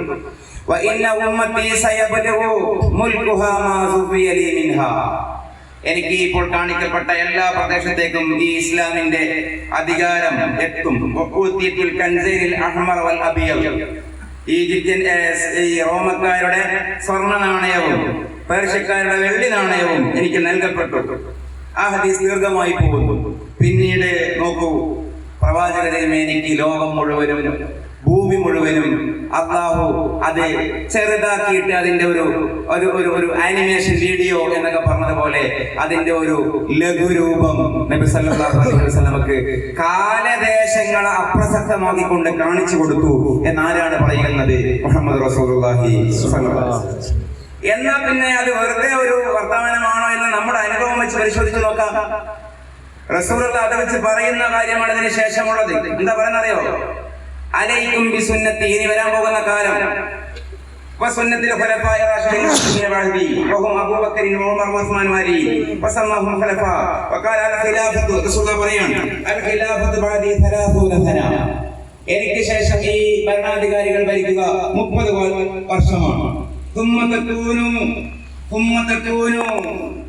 ملوكا وجبروتا അഹങ്കാരികളായ രാജാക്കന്മാരാണ് പിന്നെ മുസ്ലിം ലോകത്ത് ഉണ്ടാവുക. അതിന്റെ ബാക്കി പറയുമ്പോൾ അതിന് ഒരുപാട് പൊളിറ്റിക്സുകൾ ഉണ്ട്, നമുക്ക് ഒഴിവാക്കാം. അപ്പൊ ഈ പിന്നീട് പ്രശ്നങ്ങൾ സംഭവിക്കുന്നത്, ആ പ്രശ്നങ്ങളെ ഘട്ടം ഘട്ടമായി നബി സല്ലല്ലാഹു അലൈഹി വസല്ലം എണ്ണി പറയുകയാണ്. കോൺസ്റ്റാന്റിനോപ്പിൾ തുർക്കി കീഴ്പ്പെടുത്തുന്ന ഹദീസ്, കുറെ ഹദീസുകൾ ഇങ്ങനെ പറയുന്നതിന്റെ ഉദ്ദേശം ഈ കാര്യങ്ങളിൽ ഒന്നുപോലും പുലരാതിരുന്നിട്ടില്ല എന്ന് പറയാൻ മാത്രമല്ല, സഹാബികളോട് അള്ളാഹു ചെയ്ത ഒരു ബാലൻസിങ് നമ്മളോട് ചെയ്യുന്നുണ്ട് എന്ന് പറയാൻ കൂടിയാണ്. കാരണം റസൂലുള്ളാഹി നടക്കുമ്പോ മേഘം തണലിട്ട് കൊടുക്കുന്നു, വുളു ചെയ്യാൻ വെള്ളമില്ലെങ്കിൽ കൈകൾക്കടയിൽ നിന്ന് ഉറവ പൊടിയുന്നു, സ്വാഭാവികമായി അവർക്ക് ഈമാൻ വർദ്ധിക്കും. ആ സഹാബികൾക്ക് ഈമാൻ വർദ്ധിക്കാൻ അള്ളാഹു ചെയ്തു കൊടുത്ത കാര്യത്തിന്റെ ഒരു ബാലൻസിങ് നമ്മളോടും അള്ളാഹു ചെയ്തു തരേണ്ടതുണ്ട്. ഒരിക്കലും കോൺസ്റ്റാന്റിനോപ്പിൾ കീഴ്പ്പെടുത്തുമെന്ന ഹദീസ് ഉയർന്നത് കാണാൻ സാക്ഷാൽ അബൂബക്കർ സിദ്ദീഖ് റളിയല്ലാഹു അൻഹുവിന് പോലും അള്ളാഹു അവസരം കൊടുത്തിട്ടില്ല. ഈ പറയുന്നത് പോലെ പിന്നീട് സംഭവിക്കുന്ന ഓരോരോ കാര്യങ്ങളും പുലരുന്നത് കാണാൻ റസൂലുള്ളാഹിന്റെ കാലത്ത് ജീവിച്ചവർക്ക് സാധിച്ചില്ല. അപ്പൊ അവർക്ക് സാധിച്ചതെന്ന് വേറെ, അതേ ശക്തി ഈമാന് നൽകേണ്ട, അതേ വീര്യം ഈമാന് നൽകേണ്ട കാര്യങ്ങൾ അള്ളാഹു നമുക്ക് കാണിച്ചു തരികയായിരുന്നു. കോൺസ്റ്റാന്റിനോപ്പിൾ എന്ന് പറഞ്ഞാൽ തുർക്കിയാണ്. തുർക്കി എന്ന് പറഞ്ഞാൽ ഈസ്റ്റ് റോമയുടെ അന്നത്തെ ക്യാപിറ്റൽ. പെട്ടെന്ന് അവസാനിപ്പിക്കാം. മുസ്നദ് അഹമ്മദിൽ ഒരു ഹദീസ് ഉണ്ട്. ഒരു സഹാബി അബ്ദുറഹ്മാൻ ഇബ്നു ഔഫ് റളിയല്ലാഹു അൻഹു നബി സല്ലല്ലാഹു അലൈഹി വസല്ലമയോട് വെറുതെ ചോദിക്കുന്നു, ഈജിപ്ത് കീഴ്പ്പെടുത്തുന്നൊക്കെ കേട്ടപ്പോൾ നമ്മൾ ആദ്യം കീഴ്പ്പെടുത്തുക ഷാമാണോ അതല്ല കോൺസ്റ്റാന്റിനോപ്പിൾ ആണോ? ഇതൊക്കെ ആലോചിക്കണം. ഈത്തപ്പനയുടെ തണ്ട് തൂണാക്കിയ ഈത്തപ്പനയുടെ ഓല കൊണ്ട് മേൽക്കൂര മേഞ്ഞ പള്ളിയിൽ നിന്നാണ് ഈ ചോദ്യം. തിന്നാൻ ഒരു നേരം മാത്രം അടുപ്പിൽ തീ പുകയുന്ന കാലത്താണ് ഈ ചോദ്യം. ഹെറാക്ലീസിന്റെ കോൺസ്റ്റാന്റിനോപ്പിൾ എന്ന ക്യാപിറ്റൽ ആണോ, റോമിന്റെ ഈസ്റ്റേൺ ക്യാപിറ്റൽ ആണോ കുസ്തുന്തീനിയ നമ്മൾ ആദ്യം കീഴ്പ്പെടുത്തുക, അതോ ഷാമാണോ? നബി സല്ലല്ലാഹു അലൈഹി വസല്ലം ഷാമിനെ പറ്റി കാമാ മിണ്ടിയില്ല. എന്നിട്ട് പറഞ്ഞു ഹിർക്കലിന്റെ നഗരം, മദീനത്തു ഹിറാക്ലീസ്, ഹിർക്കലിന്റെ നഗരമാണ് കീഴ്പ്പെടുത്തുക. കാരണം റോം എന്ന സാമ്രാജ്യത്തിന്റെ കിഴക്ക് ഭാഗത്തുള്ള തുർക്കിയായിരുന്നു ഹിർക്കലിന്റെ താവളം. പിന്നീട് ഷാമിനെ ഇസ്ലാം, സിറിയയെ ആ അർത്ഥത്തിൽ ഇസ്ലാം ഇന്നേ വരെ കീഴ്പ്പെടുത്തിയിട്ടുമില്ല. റസൂലുള്ളാഹി കാമ മിണ്ടിയിട്ടില്ല ആ വിഷയത്തെ പറ്റി. ഇനി ഭാവിയിൽ എന്ത് സംഭവിക്കും? അവിടെ ഇസ്ലാം തന്നെയാണ് ഇന്ന് അവിടെ ഏകദേശം മുസ്ലിം രാജ്യം എന്നൊക്കെ പറയാൻ പറ്റും. അതേസമയം കോൺസ്റ്റാന്റിനോപ്പിളിന്റെ കാര്യം നോക്കൂ. കോൺസ്റ്റാന്റിനോപ്പിൾ പിന്നീട് കീഴ്പ്പെടുത്തുന്നത് എത്രയാണ്? 1453 അല്ലെ? കൊങ്കർ മുഹമ്മദ് അല്ലെ, നമ്മുടെ സുൽത്താൻ മുഹമ്മദ് റഹിമഹുല്ലാ, അദ്ദേഹമാണ് കീഴ്പ്പെടുത്തുന്നത്. 1453 പറഞ്ഞപ്പോൾ അടുത്ത ഓട്ടോമൻ എംപയർ ഉണ്ടാവുന്ന കാലത്ത്. അപ്പൊ നമ്മുടെ കാലത്താണ് ആ ഹദീസ് പുലർന്നത്. ആ ഹദീസ് പുലരാൻ ആവശ്യമായ അദ്ദേഹത്തിന്റെ എന്താണ് അമീർ സുൽത്താൻ മുഹമ്മദ് അൽ ഫാത്തിഹ് റഹിമഹുല്ലാ, അദ്ദേഹം വലിയ സൂഫി കൂടിയാണ്. അദ്ദേഹത്തിന് അന്നത്തെ വയസ്സ് 23 വയസ്സാണ്. അദ്ദേഹത്തെ കുറിച്ചുള്ള ഹദീസ് എന്താണ്? ഫലനിഅമൽ അമീറു അമീറു ഫനിഅമൽ അമീറു അമീറുഹാ വലനിഅമൽ ജയ്ഷു ദാലികൽ ജയ്ഷ്. കാരണം നിങ്ങൾക്ക് കുസ്തുന്തീനിയെ കീഴ്പ്പെടുത്തുന്ന ഹദീസ് പറഞ്ഞതിന് ശേഷം പറയുകയാണ്, ആ സൈന്യമാണ് ഏറ്റവും മികച്ച സൈന്യം, ആ സൈന്യത്തിന്റെ നേതാവാണ് ഏറ്റവും മികച്ച സൈനിക നേതാവ്. കാരണം ചെറുപ്രായം, കൗമാരപ്രായം പിന്നിട്ടുകൊണ്ടിരിക്കുന്ന 23 അല്ലെങ്കിൽ 21 രണ്ടഭിപ്രായം. 1453 മാർച്ച് 29 അതിന്റെ അക്യുറേറ്റ് ഡേറ്റ് കോൺസ്റ്റാന്റിനോപ്പിൾ പിടിച്ചടക്കുന്നു. പക്ഷേ ഈ എന്ന് പറയുന്ന ഹദീസ് പുലരുന്നത് കാണുവാൻ നമ്മുടെ കാലഘട്ടത്തിനാണ് ഭാഗ്യമുണ്ടായത് എന്നുള്ളതാണ്. അന്ത്യനാള് സംഭവിക്കുകയില്ല.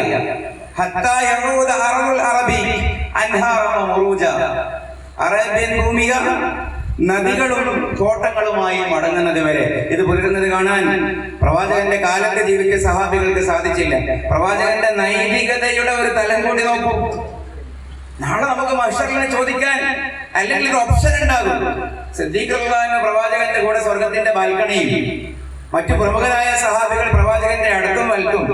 അപ്പൊ നമുക്ക് പരാതിക്ക് സ്വാഭാവികമായ അവസരമുണ്ട്. കാരണം അവരൊക്കെ വലിയ പ്രമുഖന്മാരായത് അവരുടെ യോഗ്യത കൊണ്ടാണോ നബിയെ? നമുക്ക് മനുഷ്യന്റെ സ്വാഭാവിക യുക്തി കൊണ്ട് ചോദിച്ചൂടെ? കാരണം അങ്ങയെ കണ്ടിട്ടുണ്ട്, അത്ഭുതങ്ങൾക്ക് പങ്കുവഹിച്ചിട്ടുണ്ട്, സാക്ഷ്യം വഹിച്ചിട്ടുണ്ട്. ഞങ്ങളോ എന്ന് പറയാനുള്ള ഓപ്ഷൻ പോലും തന്നില്ല. ഈ 2020 ജീവിക്കുന്ന നമ്മളോടാണ് ഈ ഹദീസ് സംസാരിക്കുന്നത്. അന്ത്യനാൾ ഉണ്ടാവാൻ പോകുന്നില്ല.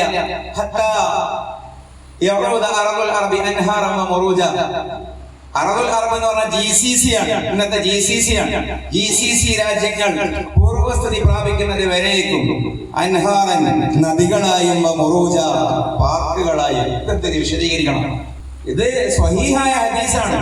ഇത് പറയുമ്പോ GCC പ്രവാചകന്റെ അറബുൽ അറബ് എങ്ങനെയായിരുന്നു? ചെമ്പ് തകിട് പോലെ, ഒരുക്കപ്പെട്ട ചെമ്പ് തകിട് പോലെ ചുട്ടുകൊള്ളുന്ന അറേബ്യൻ മരുഭൂമിയിൽ എന്നാണ് ഇത് പറയുന്നത്. ഇവിടെ നദികൾ വരും, കുറെ കാലം കഴിഞ്ഞാൽ പാർക്കുകൾ വരും എന്നവിടെ ഇരിക്കുക. അതിനെ പറ്റി മാത്രം പറയുന്ന എത്ര ലിങ്കുകളുണ്ട്, എത്ര പഠനങ്ങളുണ്ട്. ഗവൺമെന്റ് ഔദ്യോഗികമായ ജലസേചന പദ്ധതികളിലൂടെ അവിടെ കൃഷിത്തോട്ടങ്ങൾ ഉണ്ടാക്കുന്നു. കാലാവസ്ഥാ വ്യതിയാനം മൂലം ഉണ്ടാകുന്നു. ഗവൺമെന്റ് ഒന്നും ചെയ്തില്ല എന്ന് കൊണ്ടിരിക്കും.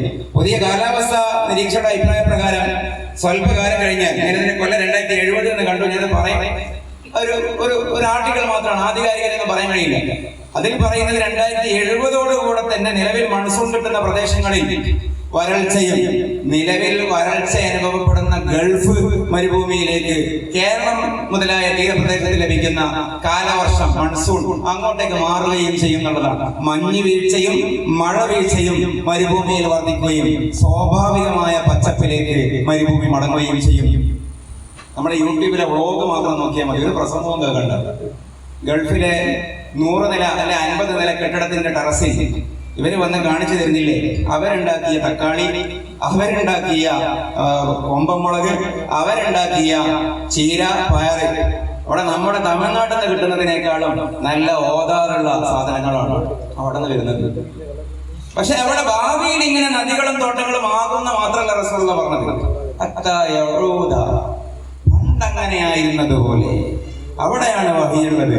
ആര് പറഞ്ഞു കൊടുത്തു പണ്ടങ്ങനെയായിരുന്നത്? പക്ഷേ 10,000 കൊല്ലത്തിന്റെ ഇപ്പുറമുള്ള അറേബ്യ തന്നെ ലോകത്തെ ഏറ്റവും വനനിബിഡ മേഖലയായിരുന്നുവെന്ന് ജിയോളജി പഠനങ്ങൾ. വൻമരങ്ങൾ, അനാക്കോണ്ട പാമ്പുകളെക്കാൾ വലിയ ജീവികളുണ്ടായിരുന്ന വനങ്ങൾ അടിഞ്ഞിട്ട് അതിന്റെ ഫോസിലുകൾ കെമിക്കൽ എവല്യൂഷൻ വഴിയാണ് കൽക്കരി ഉൽപ്പന്നങ്ങൾ വരെ വരുന്നത് എന്ന്. പെട്രോളിയം എന്ന് പറയുന്നതിനെ കുറിച്ച് ഒരുപാട് അഭിപ്രായ വ്യത്യാസം ഞാൻ പറയുന്നില്ല. ആ വിഷയം ശ്രദ്ധിക്കുന്നവർക്ക് ആ ഭാഗം മനസ്സിലാവും. ഈ ഹദീസുകളൊക്കെ ഒരു മനുഷ്യന് സ്വയം പറയാൻ കഴിയുമോ? മുഹമ്മദ് റസൂലുള്ളാഹി ഇതൊക്കെ എങ്ങനെ ഒരാൾക്ക് പറയാൻ കഴിയും? അപ്പൊ നമ്മളിങ്ങനെ വെറുതെ ഓതി, വലിയ ആലോചിക്കാതെ ഓതി പോകുന്ന ഒരായത്ത് ഇത് കഴിഞ്ഞിട്ട് ഞാൻ ഇത് അവസാനിപ്പിക്കും. ഈ സീരീസ് കുറെ ഉള്ളത് കൊണ്ട് ഇവിടെ നിർത്തണം എന്നുള്ളത് കൺഫ്യൂഷൻ ഉള്ളതാണ്. 8:30 മണിയാണ് ഞാൻ മനസ്സിൽ കരുതിയത്, 5 മിനിറ്റ് ലേറ്റായി. ഈ ഫിറഔന്റെ സംഘത്തിന്റെയും പതനം പറയുന്ന ഒരു ആയത്ത് ഖുർആനിലുണ്ടല്ലോ, സൂറത്തുൽ ദുഹാൻ. ഫമാ ബഖത അലൈഹിമുസ് സമാഉ വൽ അർദു വമാ കാനൂ മുൻദരീൻ. അതിന് മുമ്പ് കുറേയുണ്ട്.